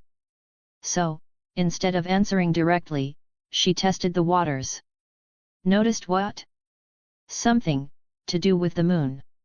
Hermione gave a small smile and nodded. She glanced at the others, then slung her bag over her shoulder and walked off. Harry and Fanny gave Anne confused looks. They clearly hadn't caught the meaning of what had just passed between the two girls. "You see the way she acts," Ron complained. "Her cat nearly ate Scabbers, and just a few days ago, she told Professor McGonagall about Harry's firebolt." "What did happen exactly?" Fanny asked, trying to mediate. So Ron launched into the whole story. After hearing him out, Fanny said, "Honestly, I think Hermione might have been right. That broom really did sound suspicious." Ron puffed up, annoyed and unwilling to respond, while Harry stood there looking awkward. He hadn't said a word the entire time, and Fanny seemed to be echoing Ron's every thought perfectly. Anne, who had been standing to the side with her arms crossed, finally chimed in. "Just for the record, I think Professor McGonagall really wants Gryffindor to win the Quidditch Cup this year. So I'm pretty sure she'll make sure that broom is perfectly safe before the next match." With that, she turned to go. Dinner was long past.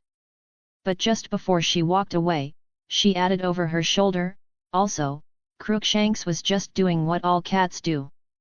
Ron muttered under his breath, "You're all on the same side," while Harry quietly tugged on his sleeve. Before the match, Harry finally got his firebolt back. But another incident occurred. Scabbers went missing. Ron had found bloodstains and a few ginger cat hairs on his bedsheets and was convinced Crookshanks had eaten him. Hermione insisted he had no proof. Their friendship seemed to fall apart right then and there. Ron was devastated over the loss of his pet. After one practice, Harry brought the firebolt to the Great Hall, causing an immediate stir. Students from Ravenclaw and Hufflepuff crowded around to get a look. "Anne, look at Malfoy." Fanny nudged her. Anne glanced over and saw Malfoy staring at Harry's broom, eyes wide with disbelief. Fanny snickered gleefully. "Haven't seen that look on Malfoy's face since first year." Anne casually forked a piece of perfectly roasted lamb. "That expression isn't a good sign. Feels like Malfoy's cooking up some new scheme." She bit into the lamb. It was tender and delicious. "Speaking of trouble," Fanny said, sitting up straight, ignoring her food, "Hermione and Ron haven't spoken for days because of Scabbers. Harry's not talking to Hermione either." Anne swallowed her bite and frowned. "Harry too? How do you know?" "I've been watching Ron. He's been glued to Harry lately. And think about it, they don't sit together in class anymore. They eat at different times.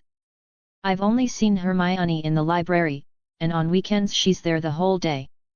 You haven't been going lately since the fireplace was under repair and it's too cold, but if you had, you'd see, her homework is spread across an entire table, no space left at all." Fanny paused. "I don't know how she keeps up with so much work."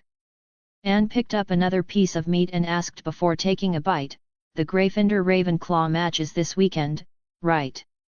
Fanny nodded, looking worried. "I think Ron and Harry aren't handling this well." Hermione's their friend. A friend's more important than a pet, but I don't know how to tell them that. Especially Ron, he used to complain about that rat all the time. There's a saying, the person in the middle of it is often blind to the truth, while outsiders see it clearly.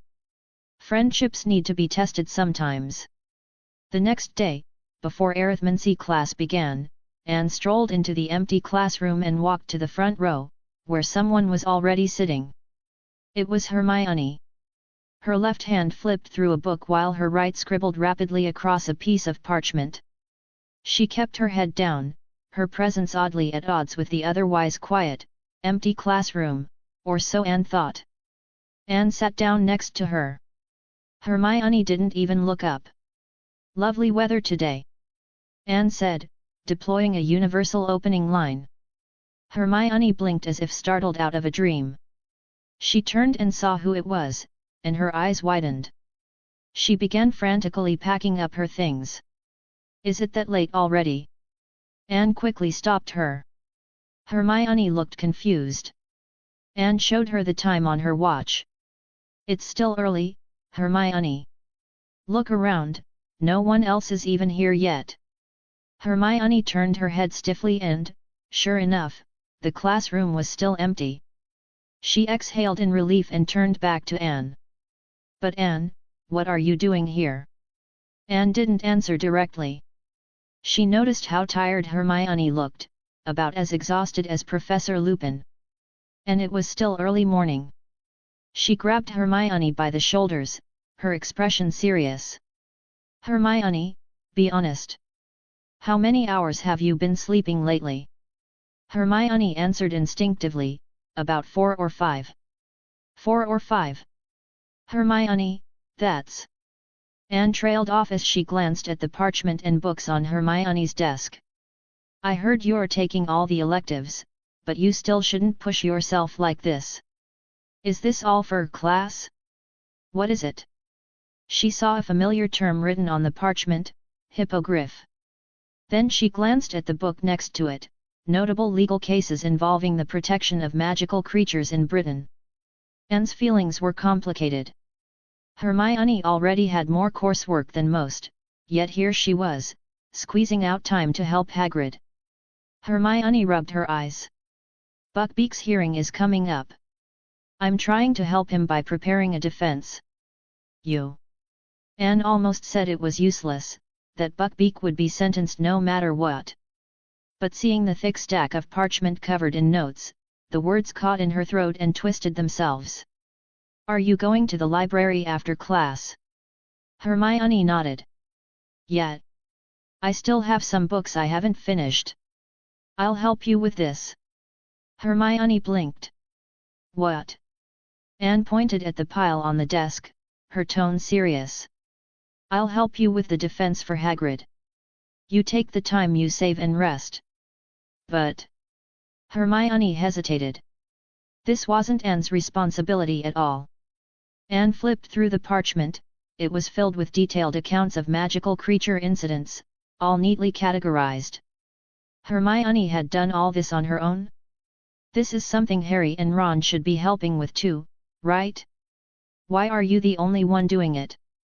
Hermione opened her mouth to explain but faltered, unable to find a good excuse.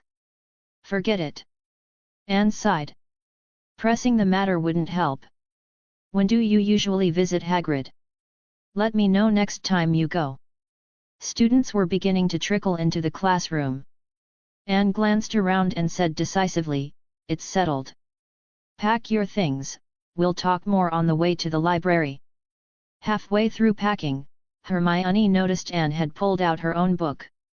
She blinked. "Anne? This is the front row." "I know. Why? I just..." "You never sit in the front." Then the morning's conversation flashed through Hermione's mind, and she suddenly smiled. "Never mind, Anne. Of course you can sit in the front. If you're enjoying the journey so far and want to read ahead, you can check out 25+ advanced chapters on Patreon, patreon.com/crimson_lore. Chapter 58, The Dormitory. Gryffindor won their Quidditch match against Ravenclaw, and Harry's firebolt stole the show. Even in the library, Anne could hear the cheers echoing from the Quidditch pitch as she sucked on a scholar's lollipop. After the match ended, both Hermione and Fanny arrived at the library one after the other. The vast first floor of the library held only a handful of students. Anne was flipping through an enormous book, her eyes scanning each page swiftly before turning to the next. Anne! Gryffindor won! Hermione exclaimed excitedly. But since they were in the library, she leaned in close to Anne and lowered her voice, taking the seat next to her in the process. Fanny, just as thrilled, sat across from them. The firebolt is truly an amazing broom. I heard the Irish team ordered the same model for the Quidditch World Cup this August. Anne paused her reading, not wanting to kill their enthusiasm. With a smile, she asked, "So, what was the final score?" 230-30. Both Hermione and Fanny answered in unison. Oh? Who was Ravenclaw's chaser? Anne continued her questioning. Hermione looked over at Fanny. After all, she'd been buried in studies all semester. Fanny smiled mischievously and said, "Cho Chang. She's a fourth year in Ravenclaw and Chinese British." So that was Harry's first crush? Turns out this was when they first met. Cho Chang? What does she look like? I mean, do you guys think she's pretty? Anne asked curiously. Fanny blinked in surprise. Anne usually didn't ask questions like that. Resting her chin in her palm, she thought for a moment before replying, "I think she's pretty. From a boy's perspective, probably very attractive. Loads of Ravenclaw boys are chasing after her." I see. When we go to dinner, point her out to me, will you? I mean, she's Chinese. I might be able to chat with her about the magical world in China. Anne then turned to Hermione. What about you? What do you think? Hermione's expression was hard to read, her voice mumbling, "She's not bad." With both of them giving a thumbs up, Anne grew even more curious. She hadn't paid much attention to most of the students at Hogwarts, but when it came to someone from her cultural background, she found herself wanting to know more. Facing both of them from across the table, Fanny clearly noticed the subtle shift in Hermione's expression. "Oh, by the way, Anne, Malfoy and his gang pulled the most vile stunt today." Fanny looked furious when she got to the word vile. "Let me guess, they tried to sabotage Gryffindor's match somehow? Judging by your expression, I'd say Slytherin lost a fair number of house points." Fanny leaned forward angrily. "Totally disgusting. Malfoy, Crabbe, Goyle and Marcus Flint, he's the Slytherin team captain, dressed up as Dementors." But Harry's wand shot out a blinding white light that scared the pants off them. Hermione chimed in, just as angry. It was Professor McGonagall who caught them. Took 50 points from Slytherin. 50 points? Anne clicked her tongue. That was a serious penalty. Slytherin really is full of idiots, she thought. All right, enough Quidditch talk. Let's get back to the real issue. Anne laid a piece of parchment in the center of the table. This is a flowchart from the Department for the Regulation and Control of Magical Creatures on how magical creature trials are handled. Just in case Hagrid forgets his defense speech or something unexpected happens, we need to pinpoint useful legal loopholes.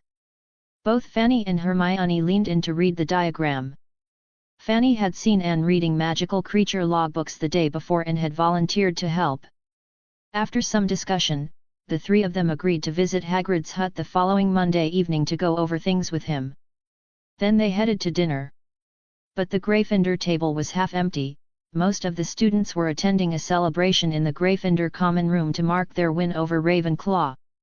Humph! You'd think they'd already won the Quidditch Cup. Malfoy sneered, earning nods from Crabbe and Goyle. Anne glanced over at Malfoy without responding. Fanny leaned in and whispered, "I heard from Pansy that Malfoy and the others just came from the head of house's office." Anne raised an eyebrow. That explains it. That night passed peacefully for Anne, but not for Gryffindor. Whoosh! The heavy bed curtains were yanked open, light flooding in. Anne groaned and pulled the blankets over her head. "Isn't it Sunday?" she mumbled. But Fanny wasn't letting her off the hook. She yanked the blankets back and said in a panicked voice, "Anne, something happened, Sirius Black. He broke into the Gryffindor Tower last night." "The tower? As in, the dormitory?" Anne was instantly wide awake. Her eyes widened. "He broke into the Gryffindor dorm? But, you need a password to get in. Neville. You know, the Gryffindor student who always gets yelled at in potions? He wrote down a week's worth of passwords and lost the list somehow. Black got hold of it. He broke into the tower last night and went into the boys' dormitory, Ron's room. He was standing over Ron's bed with a knife when Ron woke up. Black ran off after that." Fanny's voice was full of panic. "No one in Gryffindor slept last night. Even after the professors searched the whole castle this morning, they didn't find him." Fanny sat down on Anne's bed with a nervous expression. "Anne, how do you think he got in?"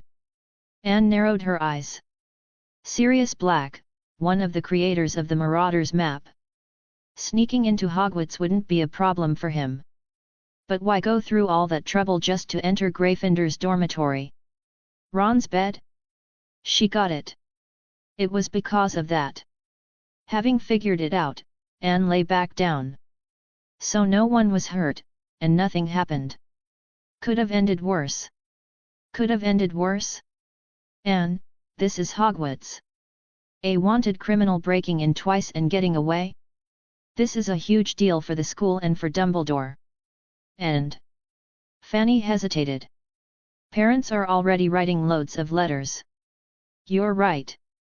But we're just third-year students. What can we really do? Besides, it's not like he's coming for the Slytherin dorms." Anne's voice trailed off as she drifted back toward sleep.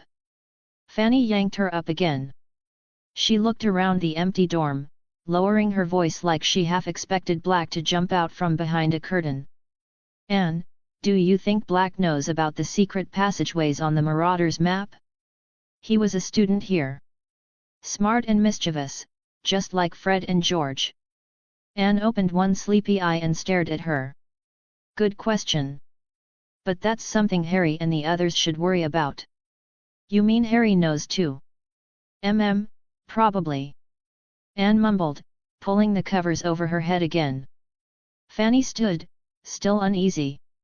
So, should they tell someone? If someone broke into Honeydukes last night, we'd have heard about it. Let's see what Harry decides. For now, the best thing we can do is wait and see. The three of them still have another big issue to resolve. Hearing Anne's muffled voice from under the blanket, Fanny felt slightly reassured. If Anne didn't think it was more important than mending their friendship, it couldn't be that serious. She gently closed Anne's bed curtains and tiptoed out. "I was asleep, then I heard this tearing sound. I thought I was dreaming, but then there was a draft, and when I opened my eyes, one side of the bed curtain had been slashed. I rolled over, and he was standing right there, like a skeleton, with a mess of filthy hair, holding this huge knife, at least a foot long. He looked at me, I looked at him, and I screamed. Then he ran." Standing on a stone bench in the courtyard, Ron was animatedly recounting last night's events to the crowd gathered around him. In a quiet corner, Anne flipped a nut between her fingers as she listened. Just as she turned to leave, she bumped into Hermione coming down the corridor. This corridor led to the lesser-used classrooms on the second floor. Hermione's eyes immediately found Anne, and she hurried over. She had questions. Anne stepped behind a pillar, out of view of the courtyard crowd. Hermione didn't even glance toward them as she reached Anne and launched in. "Anne, did you hear about last night?" "Yep. Thanks to Black, Fanny woke me up at 7 this morning," Anne replied with a sleepy grumble. Hermione couldn't help but imagine Anne being yanked from sleep by Fanny. But she quickly shook the image and asked, "Anne, what do you make of it?" As they walked toward the Great Hall, Anne answered, "No one was hurt, and nothing happened." "That's a pretty good outcome." "Is it?" Hermione said, clearly worried. "But here's the thing, why did he run? If he came for Harry, and he got all the way into Gryffindor's dorm, even if he picked the wrong bed, there were 5 students there. None of them could fight back. Why would he?" Her voice trailed off, then shifted to a trembling whisper. "He killed 13 people." "That's a good question. Why did he run?" Anne replied meaningfully. Hermione noticed her eyes were a little unfocused. Anne shrugged. "I don't know either. But I think he'll be caught soon. After this, Hogwarts will be even more guarded. The next time he shows up, Dumbledore will get him." "Yeah, right," Anne added silently. Mentioning Dumbledore seemed to ease Hermione's nerves. "You're right. I trust Professor Dumbledore to catch him." As they reached the Great Hall, Neville came racing out, clutching a red envelope. "A howler!" Anne threw Hermione a look full of sympathy for Neville. Just as they reached the Slytherin table, a booming, terrifying voice rang through the entrance hall, Neville's grandmother, amplified to the max, shrieking about the shame he had brought on the family. While Gryffindor students squirmed in embarrassment, the rest of the hall erupted into laughter, none louder than Malfoy and the Slytherins. If you're enjoying the journey so far and want to read ahead, you can check out 25+ advanced chapters on Patreon, patreon.com/crimson_lore. Chapter 59, The Cabin. The moment they stepped into Hagrid's hut, the first thing that caught their eye was Buckbeak. The hippogriff lay sprawled across Hagrid's patchwork bedspread, its massive wings tucked tightly against its sides, leisurely feasting on a dead weasel. On the door of Hagrid's wardrobe hung a ridiculously large, shaggy brown suit and a garish yellow and orange striped tie that was downright painful to look at.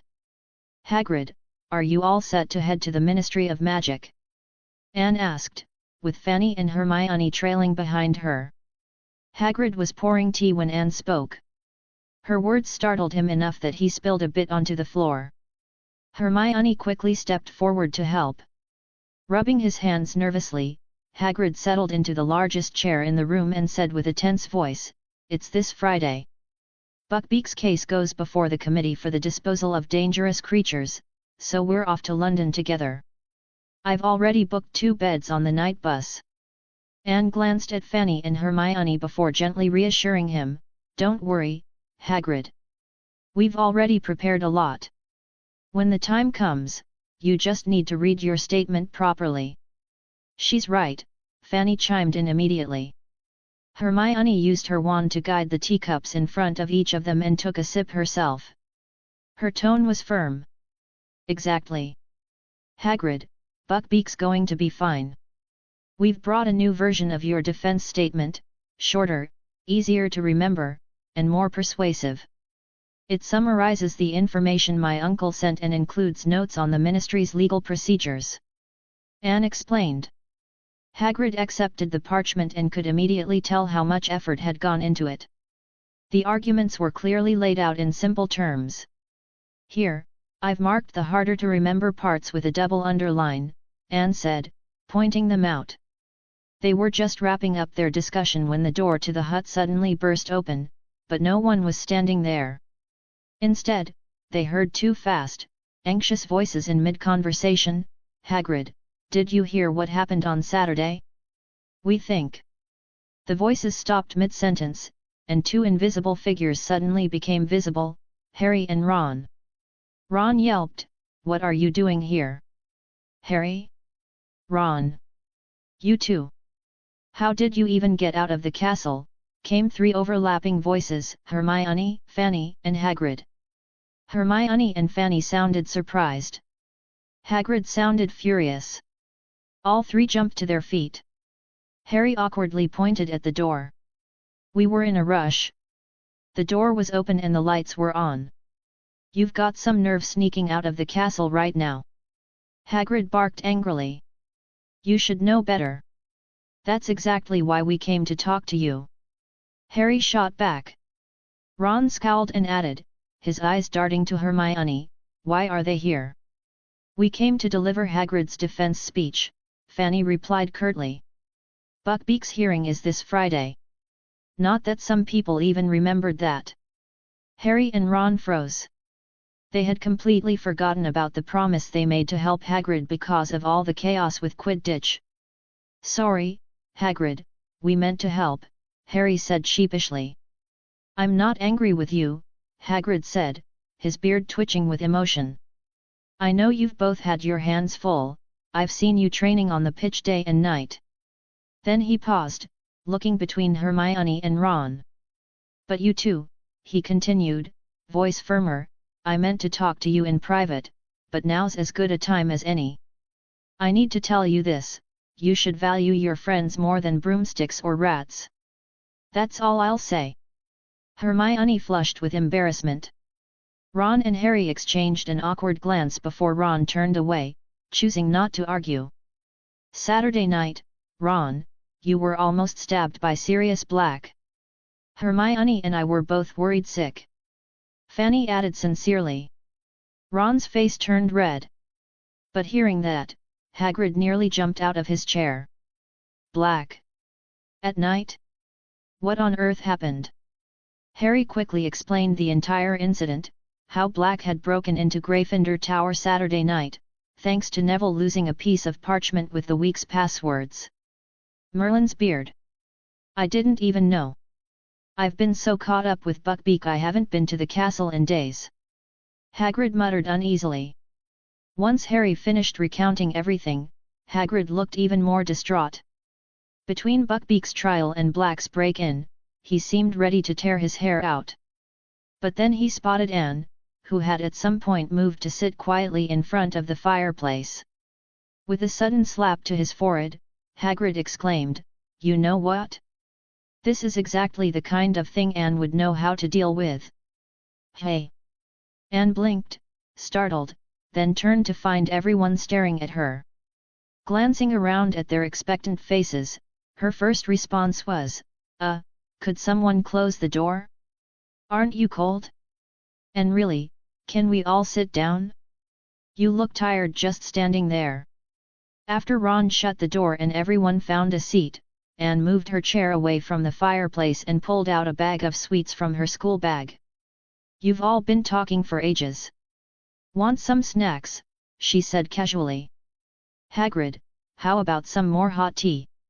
She tossed a few sweets to Harry and Ron. They caught them instinctively but didn't eat them, unsure of what to make of Anne's attitude. After distributing candy to Hermione, Fanny, and Hagrid, Anne popped a lollipop into her mouth and finally said, All right. Sweets help you think. Now that the mood's better, let's talk about Black. Has anyone noticed anything odd about his wanted poster? Everyone shook their heads, except Hermione, who glanced at Anne. Anne nodded at her to speak. I think it's the phrase more or less human. That's really strange. I've looked through loads of books but found no explanation. Of course not. No book would have the answer, Anne said with a nod of approval. That phrase means if Black is found, it doesn't matter whether he's alive, dead, or even in pieces, he's to be taken out on sight. She paused, letting that sink in. So think about it. Black knows how dangerous his situation is. He made all that effort to sneak into Gryffindor Tower, didn't find who he was looking for, and then got caught. That explains why he bolted when Ron woke up. As for Hagrid's concern about Harry's safety, I agree. Harry, you really shouldn't leave the castle unless absolutely necessary. Harry's expression darkened. He knew Black was after him. The danger was real. But instead of responding directly, he changed the subject. What about the Quidditch match? Quidditch? Anne tilted her head and smiled. With that firebolt and the youngest seeker in a century on your side, even as a Slytherin, I have to admit, Gryffindor has a great chance of winning the cup. That brought smiles all around. Even Harry looked a little proud again. But back to Buckbeak, Anne said. We've done all we can. The rest depends on how things go that day. Best case? A full acquittal. She looked at Hagrid, watching his reaction as she mentioned the possibility of execution. He didn't flinch, just a flicker of fear in his eyes. As long as you stay calm, I think there's real hope, she added. Hagrid gave her a warm, grateful smile. Now, on to the last topic. Anne tilted her head, glancing at Ron and Hermione in turn. This one was tricky. Very tricky. She knew the truth, that Crookshanks hadn't eaten Scabbers. Scabbers wasn't even a real rat. He was Peter Pettigrew, an animagus. But of course, she couldn't say that. She had no good excuse to make them reconcile. Some things just had to come from the heart. Hagrid glanced encouragingly at the two of them. So did Fanny and Harry. Ron. Hermione. They both spoke at the same time, locked eyes, and then quickly looked away. Such a perfect match, Anne thought, amused. They clearly already worked this out themselves. Hermione was the first to break the silence. Ron, about Scabbers, I'm really sorry.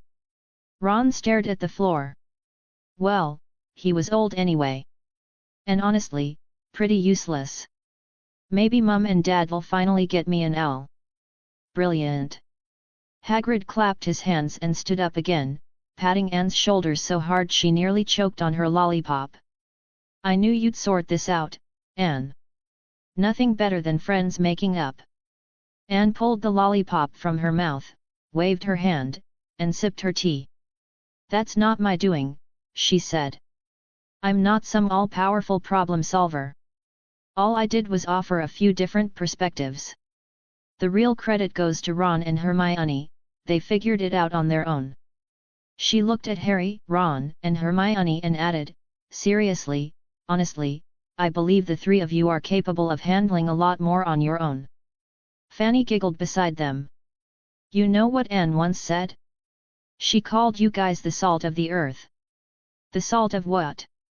Ron blinked. Harry looked equally puzzled. Hermione, however, stared at Anne in surprise. Really? Salt of the earth is from the New Testament. It's a very high compliment, it means someone's exceptional, a true standout. Anne nodded with meaning. Exactly. You three truly deserve that praise. Ron beamed with a goofy grin. Harry looked quietly pleased. Hermione's face lit up with joy. Clearly, none of them had expected Anne to hold them in such high regard. A/N, Black's wanted poster isn't in the original book. It was something Rowling explained later, and I found it interesting, so I added it into the story, just polished it a bit to make the meaning clearer. Also, a reminder. Anne's perspective is different from Harry, Ron, Hermione, and Fanny. They each have their own thoughts. Anne knows how things will turn out, she knows everyone's true nature, but she's keeping it to herself. That dynamic will last a long time. If you're enjoying the journey so far and want to read ahead, you can check out 25+ advanced chapters on Patreon, patreon.com/crimson_lore. Chapter 60, Discussion. Anne. On Saturday morning, as Anne yawned her way out of the Slytherin common room and onto the first floor of the castle, she was suddenly pulled into a tight hug.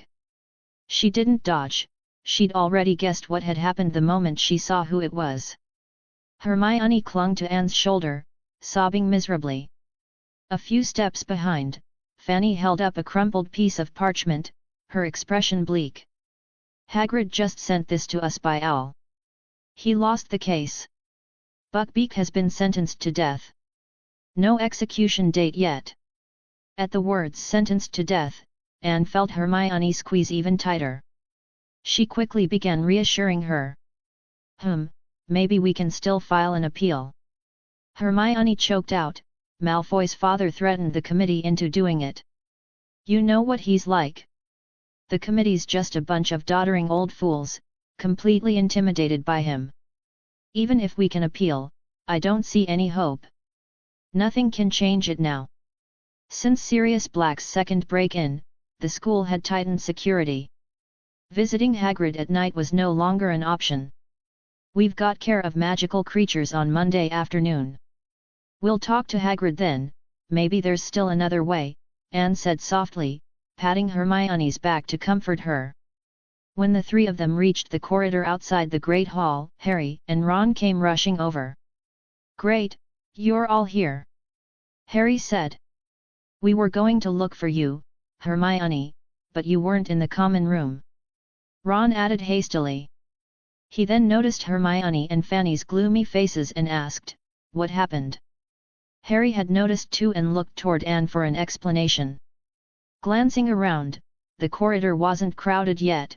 Anne suggested, "Let's go to the second floor and find an empty classroom to talk." She didn't wait for a reply and headed upstairs. The others followed. Anne took a seat at the back of the room and began rhythmically tapping a silver sickle on the desk. Once everyone was seated, she raised her brows at Harry. "So, what's going on?" "I was bored last night and flipping through the Marauders map," Harry began, launching into his story. "And I saw an unbelievable name on it." Hermione and Fanny both turned their attention to him. "Peter Pettigrew. I saw Peter Pettigrew's name, right outside the Gryffindor common room." Both Hermione and Fanny gasped. "That's impossible. Peter Pettigrew is dead," they exclaimed. Anne kept tapping the coin and motioned for Harry to continue. "Yeah, we all heard it from Fudge, Peter's supposed to be dead. So I went out to check." "Harry!" Fanny burst out. "Oh my God, Harry! How could you?" Hermione added. Harry ignored their scolding and pressed on. "When I got to the corridor, it was empty. No one was there. But according to the map, I was getting closer and closer to Peter. Still, no one. I figured maybe the map was acting up and turned to head back to the dorm, and that's when I ran into Snape." "Professor Snape, Harry," Fanny corrected. "He found the map. Luckily, I'd already closed it, but he tapped it with his wand, and it insulted him." Harry couldn't help but grin. It was Moony, Wormtail, Padfoot, and Prongs, all mocking him. Of course Snape was furious. He was going to give me detention, but then Professor Lupin showed up and stopped him. Lupin said he just happened to know about the map but wasn't going to punish me over it, he just confiscated it. Snape also asked me something weird. He wanted to know if I'd gotten the map directly from its creators. I asked Professor Lupin about it, and he said the map's creators might have made it to lure students out of the castle, that it was meant to be fun. He also said he'd met the creators, and that I shouldn't be wandering around alone at night."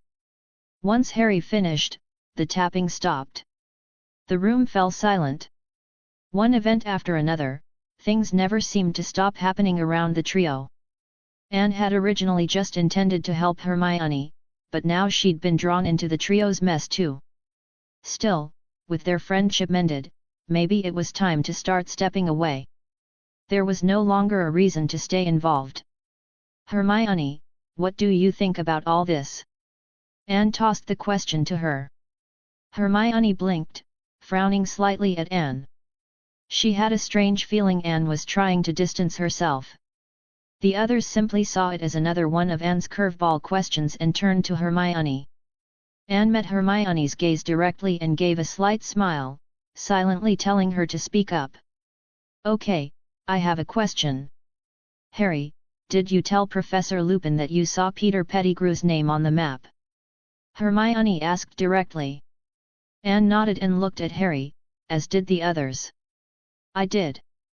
Before I left, I told him I thought the map was wrong, that I saw Peter Pettigrew's name on it." "What did he say?" Fanny asked. "He said, that's impossible." "Impossible?" Hermione frowned. Did he mean it's impossible that the map was wrong? Or that Peter appearing on the map was impossible?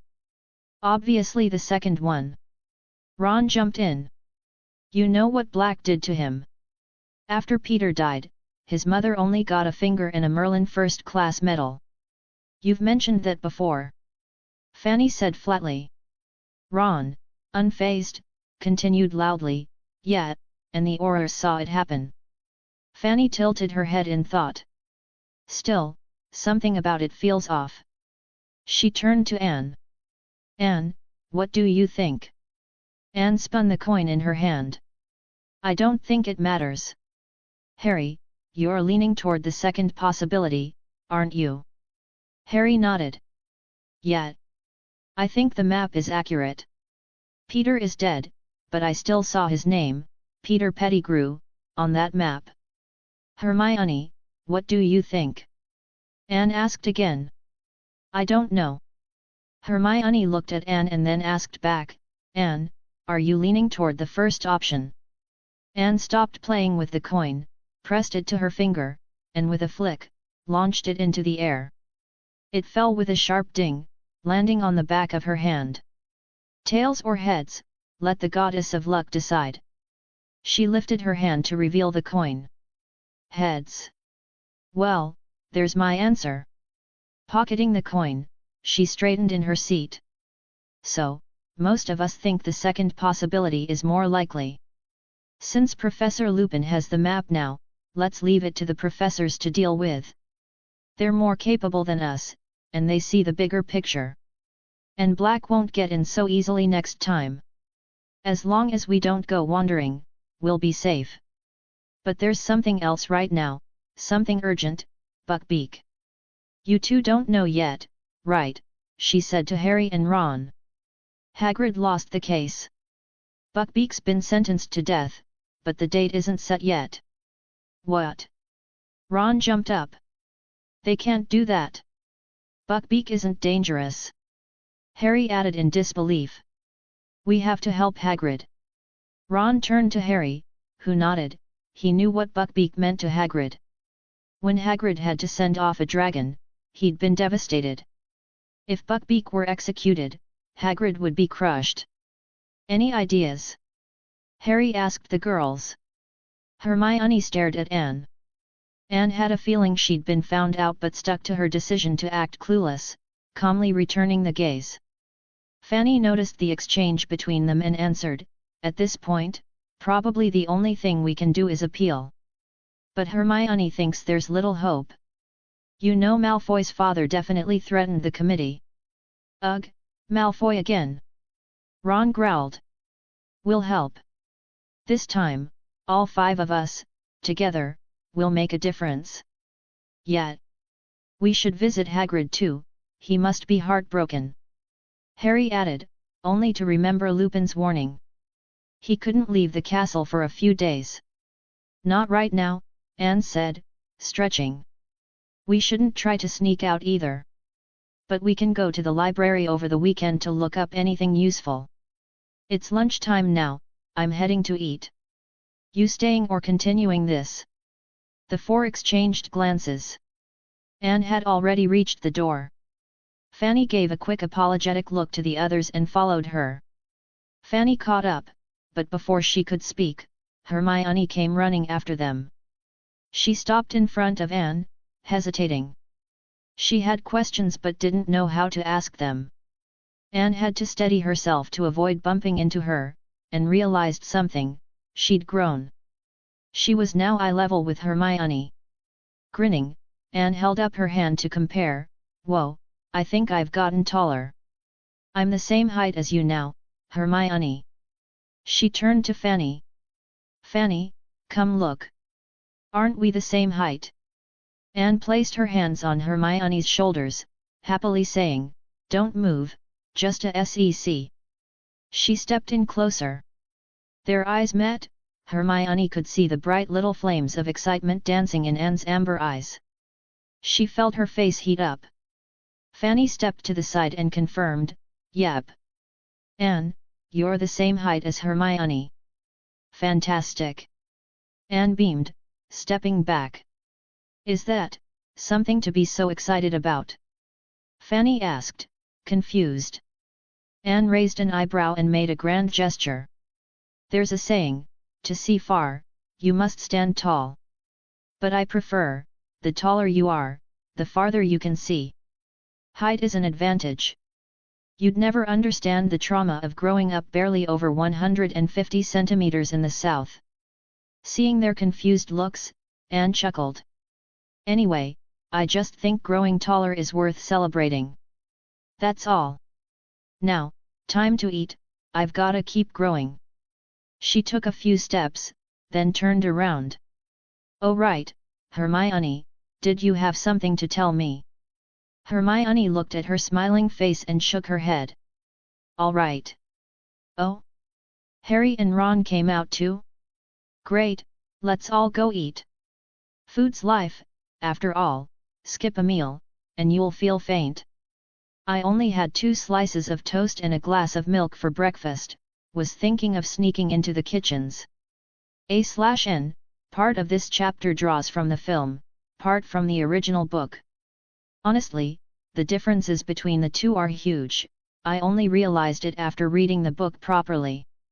If you're enjoying the journey so far and want to read ahead, you can check out 25+ advanced chapters on Patreon, patreon.com/crimson_lore.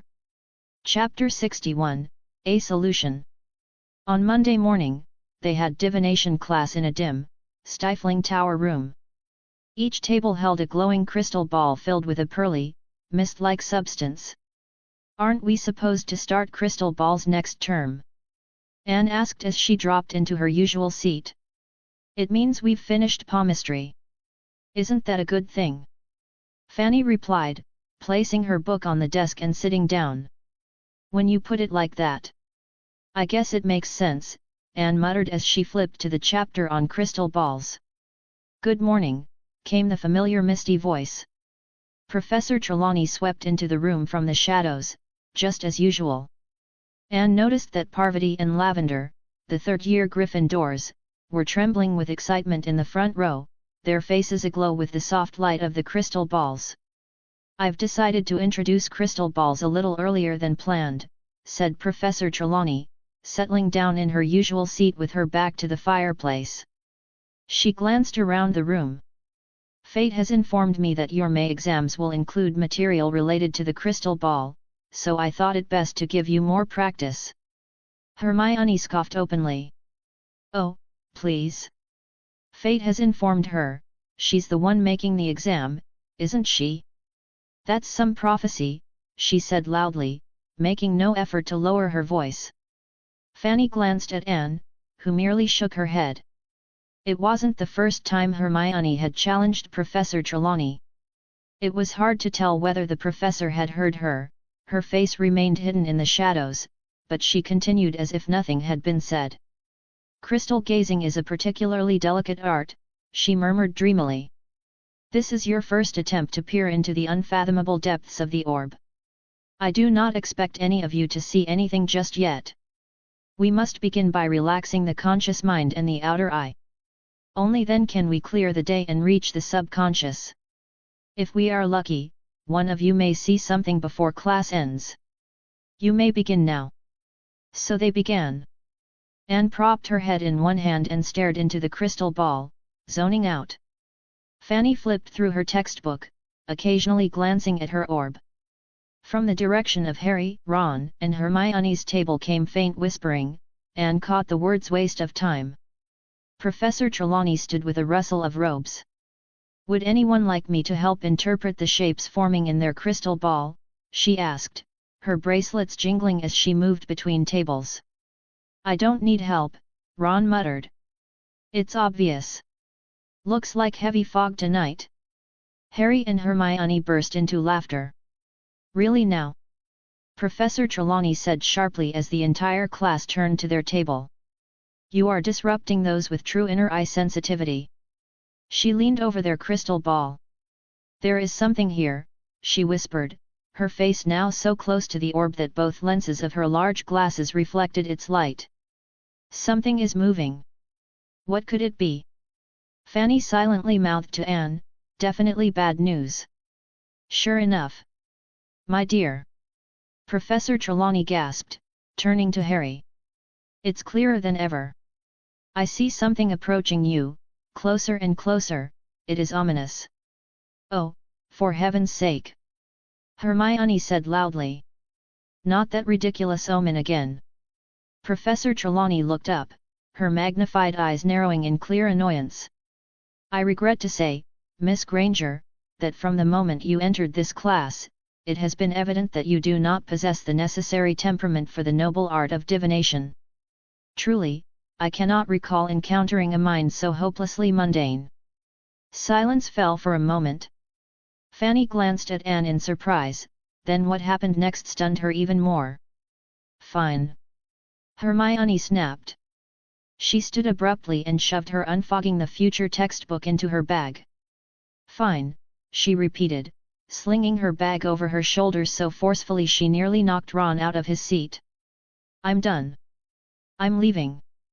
To the entire class's shock, she marched straight to the trapdoor, kicked it open, and disappeared down the ladder. Anne stared at the space Hermione had vanished through. Clearly, no one had predicted that. Go after her. The thought surfaced unbidden, and Anne's body instinctively turned toward the trapdoor. Just a few steps, and she could reach it. Frowning, she turned back to face her book instead. Fanny nudged her arm and tilted her chin toward the trapdoor, whispering, Anne, aren't you going after her? Why would I? Anne muttered. She has two best friends still sitting right there. Fanny looked at Ron and Harry, then at the trapdoor, and fell silent as she returned to her textbook. It took several minutes for the class to settle again. Professor Trelawney seemed to have forgotten all about the ominous vision. She abruptly left Harry and Ron's table, pulled her gauzy shawl tighter around her, and sighed heavily. Oh! Oh! Lavender cried suddenly, startling everyone. Professor Trelawney, I just remembered, you did predict this. Didn't you say someone would leave us forever around Easter? Professor Trelawney offered her a serene smile. Yes, my dear. I did foresee Miss Granger's departure. Though one always hopes to be wrong about such signs, the sight can be a heavy burden, you know. Lavender and Parvati practically scrambled forward, their seats now just steps from the professor's. At lunchtime in the Great Hall, Hermione ate as if nothing had happened. Anne, should we? Anne took a long sip of milk before replying to Fanny's question. Honestly, it's probably for the best. Dropping divination might actually ease some of Hermione's stress. That afternoon in care of magical creatures, Hagrid was clearly in low spirits. He handed out 2 crates of slimy bug larvae for the class to feed and said nothing, simply staring out over his pumpkin patch. Malfoy, of course, loudly mocked him again, and a scuffle nearly broke out between the trio and Malfoy, Goyle, and Crabbe. Hagrid, we can talk about Buckbeak later. But if Malfoy really gets into a fight, I don't think even Dumbledore can save this class from being shut down, Anne said. That brought Hagrid back to reality. He realized Dumbledore had enough to worry about without him adding to the pile, and quickly broke up the brewing fight. He separated the Gryffindor and Slytherin students, assigning each house one side of the field and their own crate of larvae. When class ended, Malfoy shot a glare toward the Gryffindors before stalking off with Goyle, Crabbe, and Pansy. Anne and Fanny stayed behind, after all, they'd just promised over the weekend to keep helping. As soon as they stepped into his hut, Hagrid broke down. The sight of Buckbeak tossing a dead ferret around sent him into low sobs. It's no use, he said miserably. It's all over. That committee's in Lucius Malfoy's pocket. Anne, who had been considering slacking off, changed her mind immediately. Don't give up, Hagrid. We can still appeal. Hermione urged. Hagrid collapsed into a chair, face in his hands. But I froze up in court, he sobbed. Forgot every defense you lot gave me. The moment I opened my mouth, they all started talking over me. I never even had a chance. Silence fell. Everyone looked at Anne, but she just shook her head. Maybe we should go to Professor Dumbledore. Harry suggested.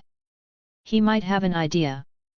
The moment Hagrid heard Dumbledore, he jumped up, shaking his head furiously. No, no, no. He's got enough on his plate keeping those Dementors outside. He helped me keep my job, can't ask him to do even more. And with that, he began herding them out the door. All I can do now is make sure Buckbeak lives out his last days in peace. I owe him that much. Thank you for trying, but don't waste your time anymore. You lot have enough on your plates. Once they were outside, he bellowed, back to school with you, and slammed the door. The moment it shut, Anne turned and headed back toward the castle. Fanny glanced at the closed door, then followed. The trio looked at one another, then also caught up. Wait, you're seriously not going to do anything? Ron called after Anne. She waved a hand vaguely. Hermione frowned and quickened her pace to catch up. Anne, you said you'd come up with a plan. I did. Right now, the only option is to appeal. But Hagrid doesn't want help anymore. If someone doesn't want to be helped, I say don't waste the effort. Hermione pressed her lips together, clearly upset and doubtful. Anne instinctively looked away to avoid eye contact, only to find Hermione stepping in front of her. Feeling strangely guilty under Hermione's gaze, Anne muttered, "You could try filing an appeal with the Ministry first, then slowly talk Hagrid around." Hermione's eyes lit up, but then she hesitated. "But, we'd be doing it without his permission. You ask for a plan, I give you a plan, and now you're complaining." Irritated, Anne snapped, "Sorry, this is the best a Slytherin can come up with. If you want something morally perfect, ask your fellow Gryffindors." With that, she brushed past Hermione and stomped off. Fanny, having watched the exchange, leaned in and whispered to Hermione. "She's not mad." "I know," Hermione whispered back, and the two of them smiled at each other. Then Fanny jogged to catch up to Anne. "What were you three talking about?" Ron and Harry caught up as well. "Anne gave us a new idea," Hermione said with a grin. "If you're enjoying the journey so far and want to read ahead, you can check out 25+ advanced chapters on Patreon, patreon.com/crimson_lore. Chapter 62, The Quidditch Final. As the final Quidditch match of the term drew near, so did the last holiday of the term, Easter break. But it was hardly a relaxing one. The amount of homework assigned to third-year students had never been heavier. Anne sat in the common room with a lollipop in her mouth, hunched over her homework. All 5 girls from her dormitory were gathered around the same table, and the room was packed with third years buried in their assignments. "Anne, what about this question?" Fanny had just asked when the other 3 roommates immediately crowded around Anne. Thanks to her abnormal skill in breaking down and solving complex problems, honed through past experiences, Anne had earned the unanimous trust of her dorm mates the very first time she showed it. "Oh, the question about Jupiter ascending." Anne casually pulled out a blank piece of parchment. "All planetary orbits follow a pattern." The sound of flipping pages came immediately from 2 nearby tables, and more than a few students quietly scooted their chairs closer. "For example, imagine point A as Jupiter, point B as Earth, and point C as the Sun." After she finished her simple and vivid explanation, Anne asked, "Got it? Any other questions?" "Then this bit here, why," Millicent started gruffly.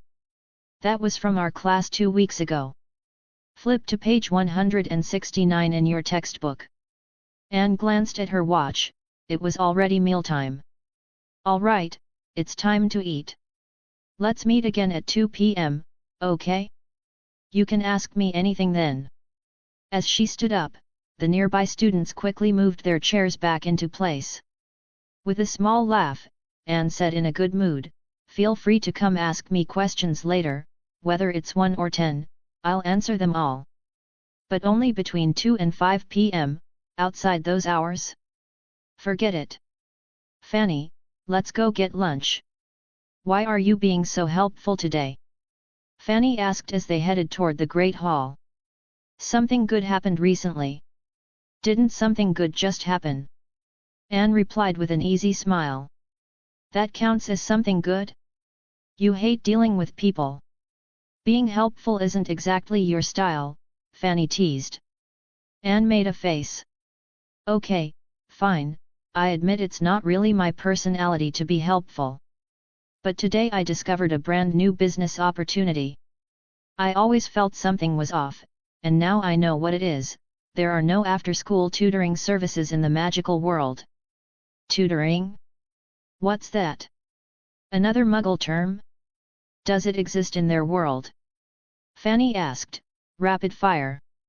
I don't know about the UK education system, but what I do know is that this thing has one very special trait. What's that? Anne beamed. It makes a lot of money. Fanny was briefly speechless, then asked something she'd been holding back. Anne, can I ask you something personal? Don't get mad. Go ahead, Anne said, still in a great mood. Do you need money? I mean, every time something money-related comes up, you get so excited. But your family isn't poor at all. Good question. No, I don't need money right now.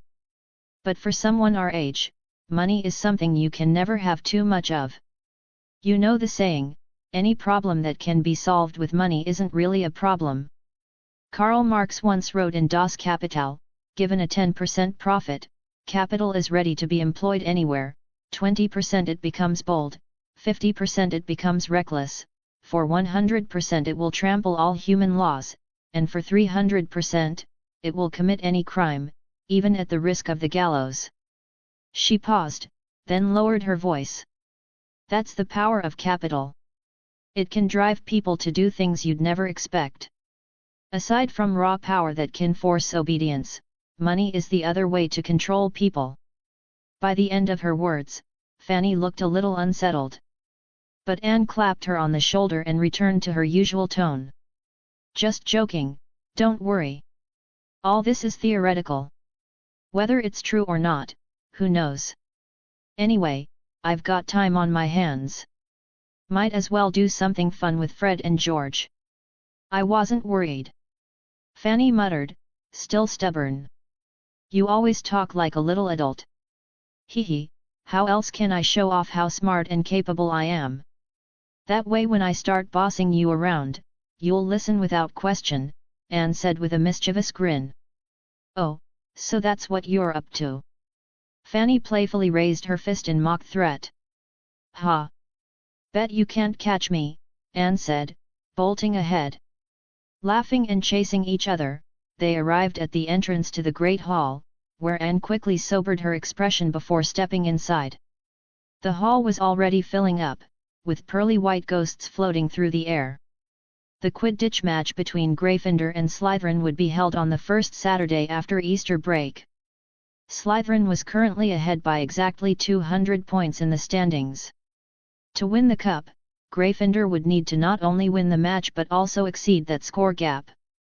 Oh right, Anne, when do you plan to talk to Fred and George? Fanny asked as they sat down. No rush. Probably over the summer. I want to plan it out carefully. Besides, they still have their O.W.L.S. this year, although I doubt their minds are on studying.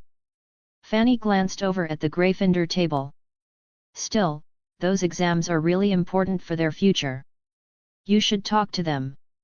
Anyway, this time you'll watch the final match, right? Depends on the weather. If it's nice, I might consider it, Anne replied as she piled roasted meat onto her plate. Great! It's been ages since we watched a match together. I think this one's going to be amazing. Whether it's a good match or not, I don't know, but it's definitely going to be intense. You think? Fanny asked. Anne cast a glance toward the Slytherin table. Malfoy was glaring at the Gryffindor team with fire in his eyes, and the rest of the Slytherin players looked ready to explode. You'll see, Anne said, spearing a piece of meat and taking a bite. By the time the match was drawing near, tension between the two houses was at an all-time high. Minor scuffles in the corridors had escalated into serious incidents. A fourth-year Gryffindor and a sixth-year Slytherin both ended up in the hospital wing, with leaks sprouting out of their ears. Harry was having an especially hard time. Wherever he went, a Slytherin would trip him, trying to take him out. Crabbe and Goyle tailed him constantly, looking disappointed whenever Harry had friends around. Wood had issued strict orders. Harry had to be accompanied at all times to prevent Slytherin from sabotaging his ability to play. The entire Gryffindor house eagerly joined the effort, so much so that Harry was late to class every day because he was always mobbed by a crowd. Match day arrived. The sky was cloudless, the sun was shining, and the breeze smelled of fresh grass. Anne took a deep breath, lifted her head to the sky, and walked leisurely toward the pitch. "What a beautiful day," she said with a sigh. "Perfect weather for Quidditch," Fanny replied, following behind her. As they approached the stadium, chants of Gryffindor, Gryffindor, echoed louder and louder. Nearly 3/4 of the stands were painted scarlet with roses, flags bearing the lion emblem, and signs like "Go Gryffindor" and "Lions take the cup." As soon as they stepped into the Slytherin stands, someone shoved 2 green accessories into their hands, each bearing the house crest. Spectators waved green flags with silver snakes slithering across them. Professor Snape sat in the front row, a dark, eerie smile on his face. Fanny happily pinned her badge to her robes. Anne, with a disgusted look, clipped hers to her sleeve. "No way am I letting it sit next to my family crest." The Gryffindor team enters. Lee Jordan shouted. As usual, he was acting as a commentator. Potter, Bell, Johnson, Spinnet, the Weasley twins, and Wood. Widely considered the best team Hogwarts has seen in years. The Slytherin stands instantly erupted in boos. For once, Anne was kind of impressed by Slytherin's house pride. Slytherin enters, led by Captain Flint. "Seems he's focused more on brute force than finesse." The boos grew louder. But Anne silently agreed. Malfoy was now the smallest one on the team, everyone else was built like tanks. "Captains, shake hands," Madam Hooch ordered. Flint and Wood gripped each other's hands like they were trying to crush bones. "Mount your brooms. 3, 2, 1. 14 brooms soared into the sky, Madam Hooch's whistle drowned out by the roar of the crowd. Anne and Fanny each grabbed a pair of binoculars. Lee Jordan's voice rang out, "Quaffle in Gryffindor possession, Spinnet heading straight for the Slytherin goal, looking good, oh no. Warrington intercepts. Slytherin's Warrington speeding across the pitch, wham! A beautiful bludger by George Weasley. Warrington drops it, Johnson picks it up, it's back with Gryffindor. Go, Angelina, nice dodge past Montague, she dives, bludger flies past, she scores. 10-0, Gryffindor leads. Angelina looped through the air, pumping her fist. The Scarlet Sea below erupted in cheers. Flint nearly knocked her off her broom. "Sorry," he shouted. The crowd booed. "Didn't see her." A while later, Fred Weasley bunked Flint on the back of the head with his bat. Flint hit his nose on his broom and started bleeding. "Enough!" Madam Hooch screeched, flying between them.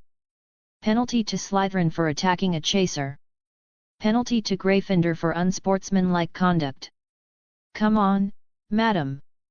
Fred yelled, but she blew her whistle. Back and forth the score climbed. 30-0. "Take that, you cheating Jordan! If you can't be impartial." "I am being impartial, Professor." With Slytherin falling behind, they began resorting to dirty tricks, but managed to score, bringing some cheers from their stands. Still, Gryffindor pulled ahead, 70-20, then 80-20. Fanny tugged Anne's sleeve. "If Harry catches the snitch now, Gryffindor wins." "Yeah, but I don't think Malfoy will let him catch it that easily." Right on cue, both seekers spotted the snitch. They dove. Harry's firebolt was faster, but Malfoy grabbed Harry's broom. The crowd erupted in outrage. Lee Jordan screamed, "Cheating! You filthy rat!" But Harry ducked, pulled up sharply, and rocketed forward, snitch in hand. "He's got it! Harry's caught the snitch!" Lee bellowed, nearly exploding with joy. The stadium exploded with cheers so loud Anne's ears rang. Slytherin stands erupted in curses. Fanny managed not to leap up in excitement, but clutched Anne's arm so hard it hurt. When Harry landed, he was immediately swarmed. He was hoisted into the air, surrounded by laughing, cheering Gryffindors. A scarlet tide flooded the pitch. From the professor's box, Dumbledore stood holding a massive Quidditch cup. He handed it to the Gryffindor team, and another deafening cheer rippled through the stadium. If you're enjoying the journey so far and want to read ahead, you can check out 25+ advanced chapters on Patreon, patreon.com/crimson_lore. Chapter 63, Professor Trelawney. As summer approached, the weather turned stiflingly hot and cloudless. Each day, Anne Reeve just wanted to rush back to the Slytherin common room after class for a glass of chilled fruit juice. It was easily the coolest place in the castle. "I can't read any more," Anne groaned, pushing her notes away and propping her chin in her hand. "Why does transfiguration have to be such a horrible subject?" "But the exam's next week, Anne. You've got to study whether you want to or not," Fanny replied, sliding the notebook back in front of her. Anne squirmed in her chair, avoiding the notes entirely. "But it's so hot. I can't concentrate at all." "Our common room's already the coolest place in the castle, Anne. No excuses. Just read. These are Hermione's notes, you have to return them soon." Pouting, Anne reluctantly shifted her eyes back to the notebook. "I don't get how the Gryffindors survive up in their tower in this heat. They can open the windows, you know. Being so high up, they probably get great breezes," Fanny said while jotting down revision points on her parchment. "Breezes?" Anne's eyes lit up. "Wait, that's it. I could make a fan to cool down." "A fan? You mean the kind Muggles use? But don't they need electricity?" Fanny paused, her quill mid-air. Anne grinned and pulled a blank piece of parchment from her pile. "Don't forget, we're witches. Making a fan spin with magic should be easy." Fanny peeked over to see Anne's sketch. After a moment, she narrowed her eyes. "Anne, don't change the subject. If you keep ignoring transfiguration, Professor McGonagall won't go easy on you." With a resigned sigh, Anne shoved the half-finished design aside and opened the notebook. Fanny chuckled and returned to her own studying. "Here you go, Hermione," Anne said later, handing back the notebook and plopping down in the seat next to her. "I finished reading it, your notes are really detailed." Hermione looked up from a pile of books and accepted the notebook with a smile. "So, Anne, feeling confident about the Transfiguration exam now?" Anne made a face. "Transfiguration just exists to torture me. I just want it to be over. Or someone could at least tell me what the exam's going to be about." "Professor McGonagall would never do that," Fanny said bluntly. As Anne began unpacking her own books and notes, Hermione cleared a stack of books and parchment from the desk. "You're right. I'll just have to rely on myself," Anne muttered as she opened numerology and grammatica. The three girls each turned their attention to different books, but the quiet didn't last long. Harry and Ron hurried over, breathing heavily, and slapped a small note onto the table. All three girls looked up. Hermione picked up the note. "It's from Hagrid. Buckbeak's appeal is scheduled for the 6th. Anne raised an eyebrow but said nothing. Fanny glanced at Anne and said to the group, "That's the last day of exams. Anne and I have our final Transfiguration exam with Professor McGonagall that morning." Ron leaned on the table, panting. "There's more." Hermione kept reading. "They're coming to Hogwarts to hear the appeal, the Minister of Magic, 2 judges, and an executioner. Her voice rose sharply at the last word. They brought an executioner? Sounds like they've already made up their minds. Fanny exclaimed, alarmed. Exactly, Harry said, catching his breath. Hermione frowned and tossed the note on the table, clearly furious. No wonder Malfoy's back to his arrogant self. He had quieted down after the Quidditch final, Fanny added. Figures. His family's behind this, Ron growled, fists clenched. Don't look at me, Anne said quickly, grabbing her quill. There's nothing we can do now. You should come up with something comforting to say to Hagrid, then get back to revising. But Hagrid. Ron tried to argue, but trailed off, realizing he had no strong rebuttal, just that Hagrid would be heartbroken. After a moment of silence, Hermione tugged on Anne's robe sleeve. Anne turned, looking resigned. You Gryffindor trio weren't quitters in your first or second year, so why give up now? This hasn't happened yet, it's not final. Finish exams, then give it everything you've got. If it doesn't work out, you can be upset then. Isn't courage and boldness Gryffindor tradition? You're right. Ron said, fired up. Harry just beat Malfoy in Quidditch, there's still hope. Anne gave Hermione a look that said that's as much as I can help, and Hermione smiled in return. Exam week began, and an unusual silence fell over the castle. Charms involved a cheering charm, history of magic was packed with goblin rebellions and medieval nonsense, and defense against the dark arts, Professor Lupin's test, was unique. Held outdoors under the sun, he'd set up various magical obstacles they had studied throughout the year. Anne, however, gave up at the final challenge, facing a boggart. She didn't even get within 100 meters of its box. Over the next few days, Anne got through all the other exams. The last day featured divination in the morning and transfiguration, her most dreaded subject, in the afternoon. A long queue stretched outside Professor Trelawney's classroom. What's going on? Fanny asked Neville, who stood in front of her. She's seeing us one at a time, Neville replied nervously, flipping through Unfogging the Future to the chapter on crystal balls. The line moved at a snail's pace. Whenever someone descended the silver ladder, everyone whispered, "What did she ask? Did you pass?" But no one answered. She said the crystal ball warned that if I told anyone, something awful would happen. Neville squeaked as he came down. Harry, Ron, Fanny, and Anne gathered together. Exactly what I thought, Ron said impatiently. I'm starting to think Hermione was right all along, Trelawney's a fraud. Yeah, Harry agreed. Anne rolled a nut between her fingers. I just hope she hurries up. It's almost lunchtime. Fanny Charles, called Trelawney's dreamy voice.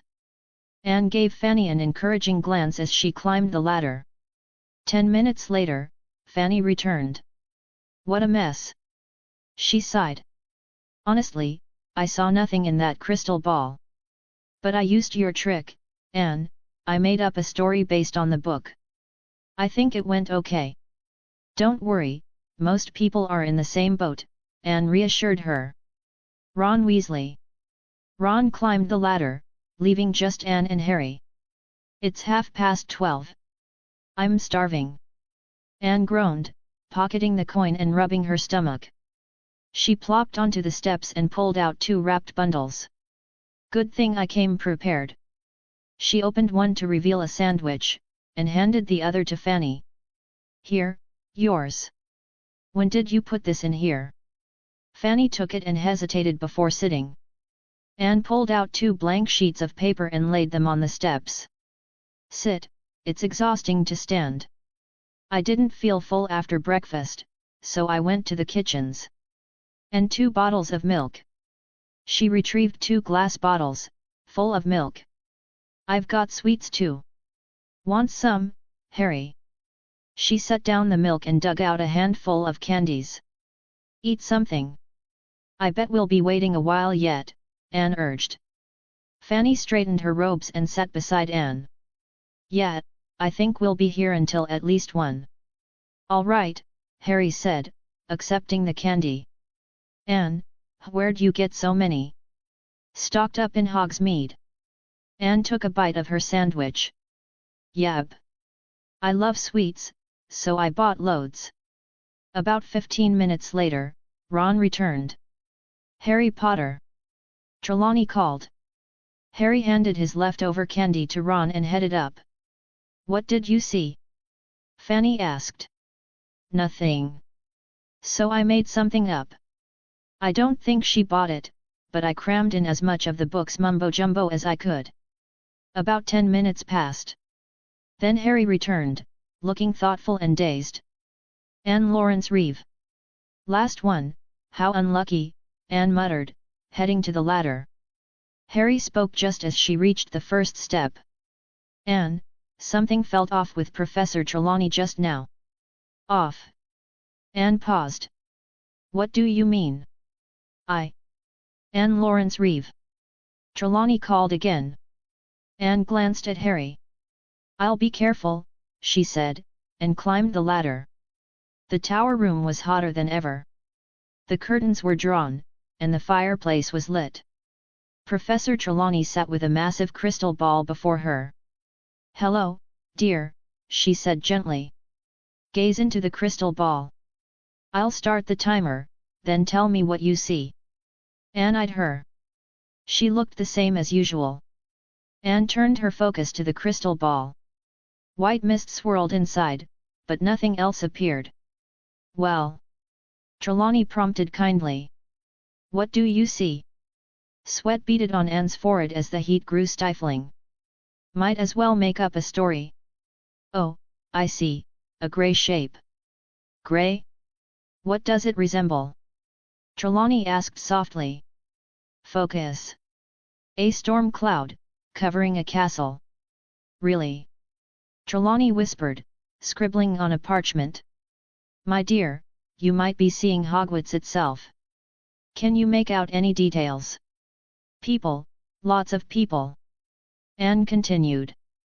Some in robes, others not. Can you be more specific? They don't seem to be from our school, but they're around our age. Sweat dripped down her nose. Anne had had enough. She'd basically just predicted next term's events anyway. The vision's fading, she said. Trelawney sighed.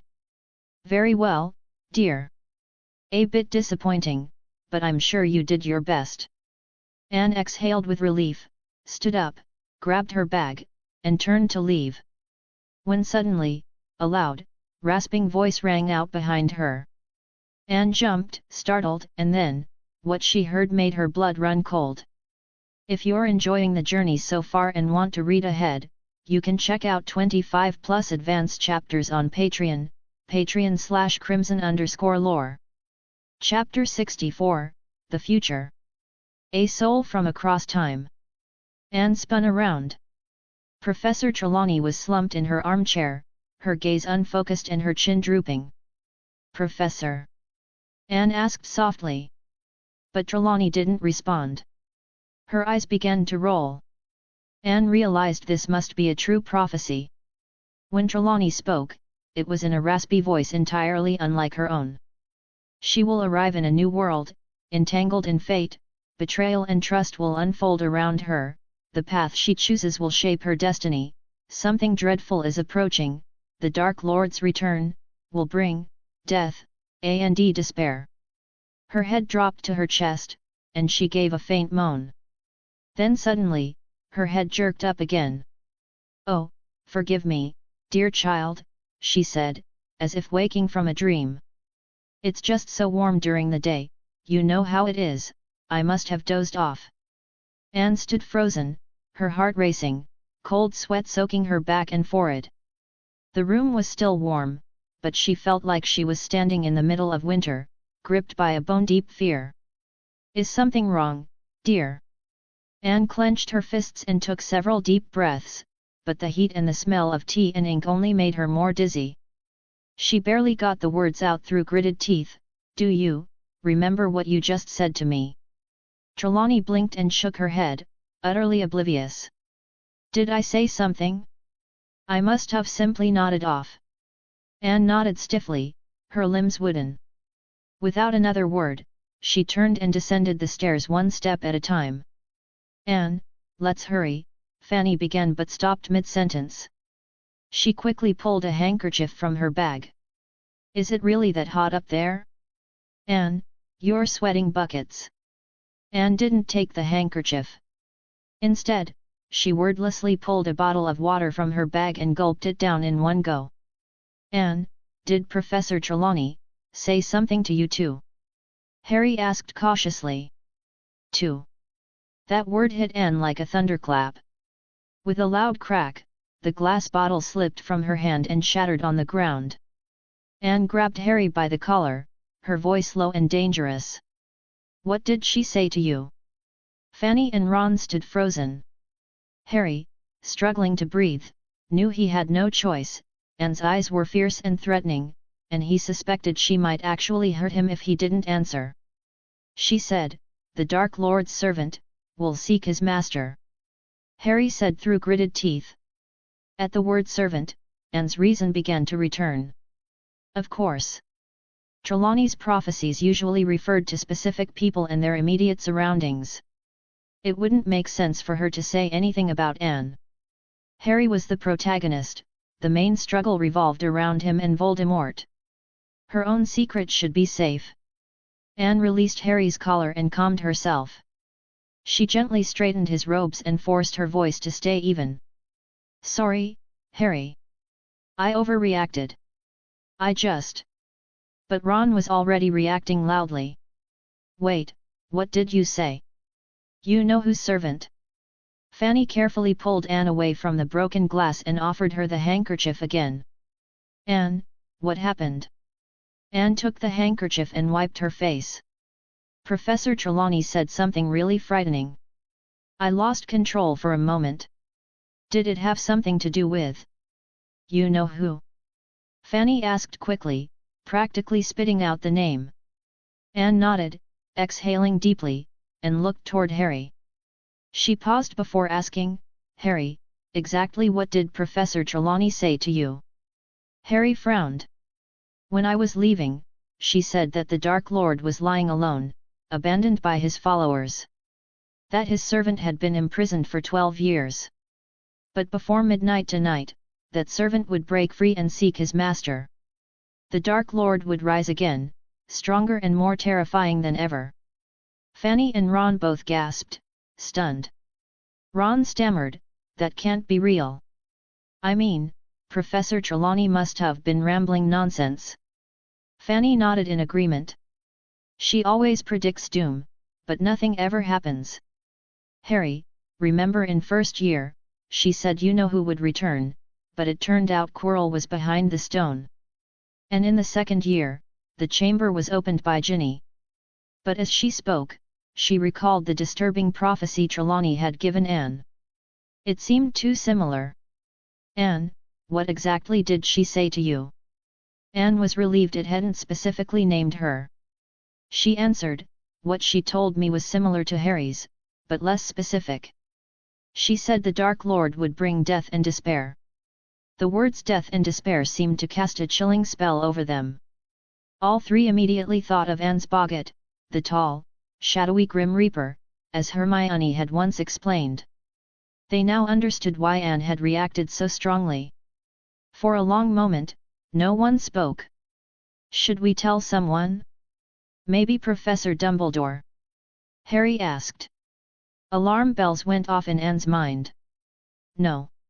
All three turned to look at her.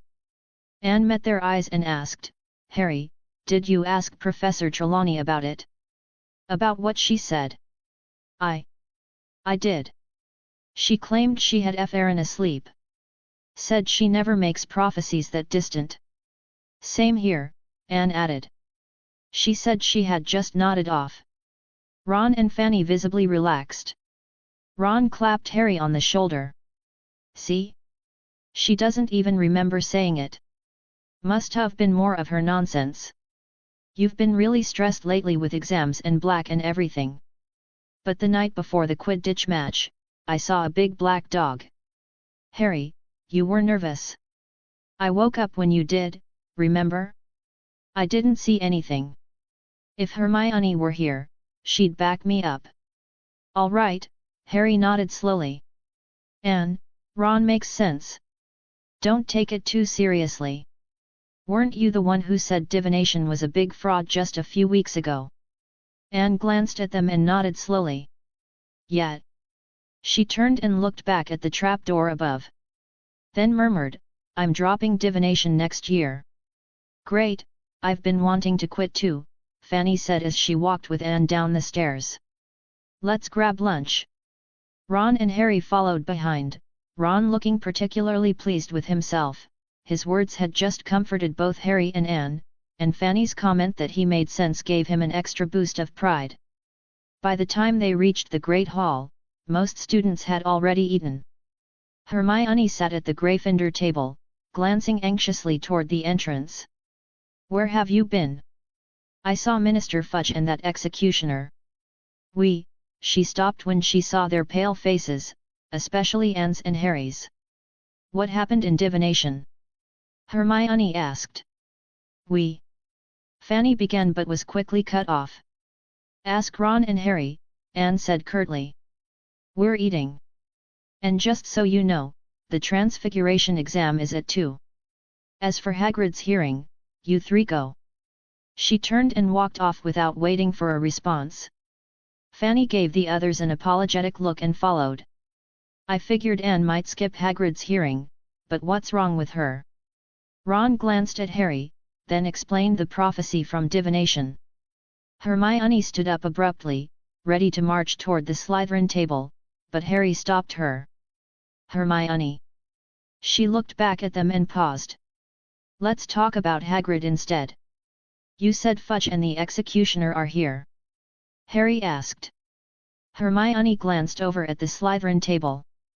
Anne was slicing a piece of lamb with her fork and knife, while Fanny poured her a bowl of vegetable stew. All right. Let's eat first, Hermione said. The 3 walked toward the Gryffindor table. Anne and Fanny quickly finished their meal and left for Professor McGonagall's Transfiguration exam. At 2 p.m., Gryffindor had their final core exam, History of Magic. Afterward, as Harry, Ron, and Hermione left the exam hall, they spotted a large man in the courtyard polishing a massive axe.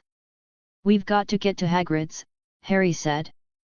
The 3 rushed out of the castle, but just before Hagrid's hut, they ran into Malfoy, Crabbe, and Goyle, hiding behind a boulder and spying. Maybe my father will let me mount Buckbeak's head in Gryffindor's common room, Malfoy sneered. Look at that oaf. I bet he'll cry like a baby. Crabbe and Goyle laughed. Can't wait to see what that Anne Reeve brat looks like when they lose. Still trying to help. He didn't finish. Hermione's fist struck Malfoy square in the nose. Don't you dare call Hagrid a baby. And, she shouted. Harry and Ron quickly held her back as she drew her wand. Malfoy, Crabbe, and Goyle fled. That was brilliant, Hermione. Ron grinned. Outside Hagrid's hut, Buckbeak was already tied up in the pumpkin patch. They entered. Look at him, he loves the breeze, Hagrid said, watching the creature. Hagrid, what about the appeal? Hermione asked. It was held at noon. Dumbledore tried, but he couldn't sway the committee. He told them Buckbeak wasn't dangerous, but they were afraid. Lucius Malfoy threatened them, I think, and the executioner, McNair, he's an old friend of the Malfoys. But it'll be quick. I'll be with him. Hagrid swallowed hard. Oh no, this is terrible, Ron groaned. Hermione glared at him. Maybe we could sneak Buckbeak out. Harry suggested. Hagrid shook his shaggy head. They'd know. Dumbledore would be in trouble. He's coming soon. Wants to be here. Good man, Dumbledore. We're with you too, Hagrid, Hermione said, standing. You need to go back. I don't want you seeing this. And if Fudge or Dumbledore catches you sneaking out of the castle, Harry, it'll be bad. Oh, right, Hagrid suddenly remembered. He grabbed a small box and pulled out a rat. Ron, I think this is your pet. Ron stared, stunned. Scabbers. What are you doing here? It's okay, Scabbers. No cats, nothing here to hurt you. Ron said. But Hagrid's eyes were suddenly on the window, his face pale as parchment. They're here. He whispered. Harry, Ron, and Hermione turned. In the distance, a group of men walked down the castle steps. Dumbledore led them, his silver beard catching the evening light. Beside him was Cornelius Fudge, followed by frail committee members and the executioner, McNair. You've got to go, Hagrid said, trembling. They mustn't see you. Go. Now. He pushed them toward the back door. Hagrid, we can't. We have to tell them. They can't kill him. Go. Hagrid roared. You'll only make it worse. With no choice, they slipped out the door. If you're enjoying the journey so far and want to read ahead, you can check out 25+ advanced chapters on Patreon, patreon.com/crimson_lore. Chapter 65, The End of Third Year. As the three of them walked up the sloping grassy field toward the castle, the last rays of the setting sun cast a blood-red hue across the long shadows stretching over the grounds. Then, they heard a wild howl behind them. Hagrid, Harry muttered. Without thinking, he turned to go back, but Ron and Hermione both grabbed his arms to stop him. At that moment, the rat Ron was holding tightly bit him hard and broke free. Scabbers! Ron yelled, dashing off. Harry and Hermione didn't have time to stop him, he had already disappeared into the darkness. They looked at each other and ran after him. They chased him all the way to the Whomping Willow. Ron caught Scabbers just before he reached the tree. But before they could catch their breath, Hermione and Harry saw what was behind Ron and shouted, Ron, run! But Ron's face turned pale with terror as he pointed behind them instead and shouted, Harry, Hermione! Behind you! They turned and saw a large black dog with pale eyes charging across the lawn. In the ensuing struggle, Ron was dragged into the tunnel beneath the Whomping Willow by the black dog. With Crookshank's help, Harry and Hermione followed them into the dark opening. Later that evening in the Slytherin common room, Fanny pushed open the dormitory door just in time to see Anne toss a notebook into the fireplace. The flames quickly consumed the thin little book. Anne, what did you just burn? Fanny asked, vaguely remembering seeing Anne with that notebook once before. Dusting off her hands, Anne stared into the flames as the notebook curled and blackened. Just a notebook I shouldn't keep. I used to think it was useful. If it was useful, why burn it? Fanny asked, confused. Anne took a silver sickle from her pocket, watching the last page of parchment crumble into ash. Because I don't think it's useful anymore. The best thing for it now is to be destroyed. Fanny didn't press further. Instead, she brought up something else. Anne, I didn't see Harry, Ron, or Hermione at the Gryffindor table during dinner tonight. Really? Anne said absent-mindedly, rolling the sickle between her fingers. Maybe they ate with Hagrid. Fanny sat down in the armchair next to her, frowning. But if Buckbeak was really executed, I doubt Hagrid would be up for entertaining. And Anne, speaking of that, Hogwarts is still under lockdown. Sirius Black could still be lurking nearby. What if they? I'm sure they've thought of that, Anne said nonchalantly. And what if they acted on impulse and didn't think it through? Then it's not our problem. What, do you expect me to follow them and witness something dramatic? I thought we were friends with them, Anne. The sickle stopped spinning in Anne's hand. Her voice dropped. I helped them to repay the help they gave me. That's enough. Anne. Fanny hadn't expected that kind of response. That's just the truth. I've repaid what they did for me. Now we don't owe each other anything, and that's the way I prefer it." Fanny frowned. Anne's inexplicable resistance to the trio was back again. "Anne, haven't you noticed you always have this strange aversion when it comes to the three of them acting together?" The sickle stopped. "Do I?" "Yes. It's obvious. Every time those three act as a group, your reaction is really intense. But you don't seem to dislike any of them individually. You're fine with Fred and George, and they're just as Gryffindor as anyone. So why is it always those three together that set you off? What are you implying?" Fanny almost said it, that Anne looked like she remembered something terrible or was afraid of something. But she stopped herself. She didn't want to bring up memories that might hurt Anne, even if she didn't know exactly what they were. "Nothing. I just want to understand why," Fanny said, locking eyes with Anne. Anne froze. So she had been that obvious? She didn't want to get involved in the trio's business. The more involved she was, the closer she would be when the storm came. That black storm. Many people around the main trio would die. And she, just an ordinary girl, had nothing but knowledge of the plot. No real power. Her get-rich-quick schemes with Fred and George were partially to escape the present, and partially to save money for when the storm hit. Gringotts wouldn't be safe forever, she'd need a private stash. And the most important knowledge she had, the plot, had to be kept secret. If anyone discovered she knew the future, who knows what would happen? Dumbledore's side might treat her a bit better. Or maybe the Ministry would capture her for research. But if Voldemort found out, he'd stop at nothing to find her. Someone who knew about Horcruxes, the Deathly Hallows, even a method for his resurrection? Magic was powerful. Maybe he could extract something from her soul. That's why she avoided Dumbledore, avoided Snape's and Dumbledore's eyes. She couldn't lie in front of Legilimens. Anne closed her eyes. A soul from another time. A new world, bound by inevitable entanglement. Betrayal and trust will unfold around her. Her choices will determine her path. A terrible future looms. The Dark Lord's return will bring death and despair. Trelawney's prophecy echoed in her head. The path you choose determines your future. Self-preservation, Anne whispered, opening her eyes. Her gaze was calm and still.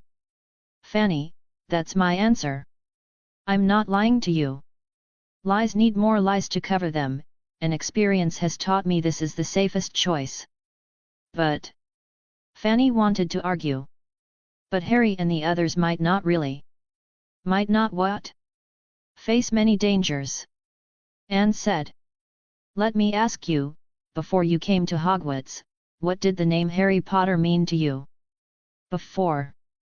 Fanny thought for a moment. "I'd heard my parents talk about him. Later, I read about him in books and newspapers. He was the only person you know who ever tried and failed to kill, and he made you know who disappear. He pulled the wizarding world out of the darkness." "Exactly. To native witches and wizards, Harry was already a savior. So would you say, to someone who lived through those times, Harry was a kind of savior?" Fanny thought hard, then nodded. Anne pressed further. "Then think, how many major things has Harry been through in just 3 years at Hogwarts?" "Well, first year, he became the youngest Seeker in a century. Then there was Norbert the Dragon, you were there too. Oh, and the Philosopher's Stone, I was involved. Though you arranged that bit with Professor Snape." Anne motioned for her to keep going. "Second year. He and Ron flew a car to school, the first time that's ever happened. Then he caught the snitch in 2 minutes. And the Chamber of Secrets. You and Harry saved me and Ginny. Gryffindor won the House Cup because of him and Ron. Go on." "Third year. Gryffindor won the Quidditch Cup, that was mostly thanks to Harry." "Oh. And during the summer he blew up his aunt and nothing happened. My dad told me about that. Anything else?" Fanny's eyes lit up. He can cast a Patronus. I read about it, he used it on Malfoy when he dressed up as a Dementor. That's a really advanced spell. Right. And he's only in 3rd year. Don't you think he'll face more and worse in the future? That's why I'm choosing to keep my distance from their trouble magnet group. Fanny went quiet. When she thought about it, Anne had a point. They'd already faced so much in just 3 years. But then, a spark of inspiration. Anne, you say that, but you were involved in a lot of those events too. You were with them for the dangerous stuff. Back then it was different, Anne replied. But my gut tells me what's coming is going to be even more dangerous. There's still time to pull away. Self-preservation is my choice. Fanny looked at Anne. For some reason, Hermione's gaze came to mind, how she looked at Anne, and Anne's tone when she spoke to Hermione. A strange feeling settled in her heart, Anne might not be able to truly pull away from that trio. The next morning, new rumors were already spreading. Snape had captured Sirius Black the night before. But just as the Dementor's kiss was to be performed, Black escaped. Buckbeak, too, had broken his chains and flown off. And then Snape came into the Slytherin common room and announced that Professor Lupin was a werewolf. The news caused an uproar. Draco Malfoy shrieked, "Merlin! I'm telling my father! A werewolf teaching us? That's outrageous! He's just lashing out because of Buckbeak," Fanny grumbled to Anne. Later, when they heard that Harry, Ron, and Hermione had been admitted to the hospital wing, Fanny dragged Anne there instead of going to Professor Sprout's class. "We're not joining their adventures," Fanny reasoned, "but visiting them in the hospital isn't dangerous." "But I haven't gone to the greenhouses much this year," Anne argued. "And you, a Slytherin, always hang around after herbology until dinner? Anne, that's not very Slytherin of you." Anne rolled her eyes but followed Fanny to the hospital wing. Madame Pomfrey cracked the door open. "Anne? Here to visit friends? Come in." Inside, Harry, Hermione, and Ron were each on a bed. Ron looked the worst, his leg was bandaged and suspended in a sling. Harry and Hermione were sitting up. When they saw Fanny and Anne, they lit up. "Fanny? Anne?" Fanny rushed to Ron's bed. "Wow, you guys must have had an eventful afternoon." "You bet." Ron beamed from his bed. Anne approached Hermione's bed and glanced at the tray. "Hospital breakfast hasn't changed, hey? Haven't eaten yet?" Hermione made a face and shook her head. She had taken one bite and couldn't stomach another. Anne frowned at the sad-looking bread and beige liquid. "I'll never understand how food quality varies so much in one castle." She rummaged through her bag and pulled out 2 paper bags and a glass bottle. "Here. Fresh from the kitchens, breakfast edition. Pineapple buns, butter cookies, and hot cocoa." Hermione lit up as she took them. "Anne? When did you get those?" "I didn't see them at breakfast," Fanny asked suspiciously. "I picked them up from the kitchens this morning," Anne replied. "They ran out, so I only got one set." She had meant to save it for later. "Why don't we get any?" Ron whined. "It smells so good." Hermione eagerly opened the bag. Warm steam rose from the food. Fanny grinned and winked at Anne. Anne turned away, sat down, and muttered, "It's payback for letting me borrow her Transfiguration notes. Otherwise, Professor McGonagall wouldn't have let me off easy." Hermione smiled and took a bite. "It's delicious, Anne." "I don't pick bad food," Anne said smugly. A few days later, final grades were posted. Hermione was first in the year. A Ravenclaw girl was second. Anne was third. Fanny had climbed to fourth. Then came another surprise, Professor Lupin had resigned. Many were saddened by the news. On the Hogwarts Express, Anne once again found herself pulled into the Gryffindor trio's compartment. A/N, Book 3 is finished. Book 4 is on the way. Guess who Anne will dance with at the Yule Ball? Next volume, Harry Potter and the Goblet of Fire. If you're enjoying the journey so far and want to read ahead, you can check out 25+ advanced chapters on Patreon, patreon/crimson_lore.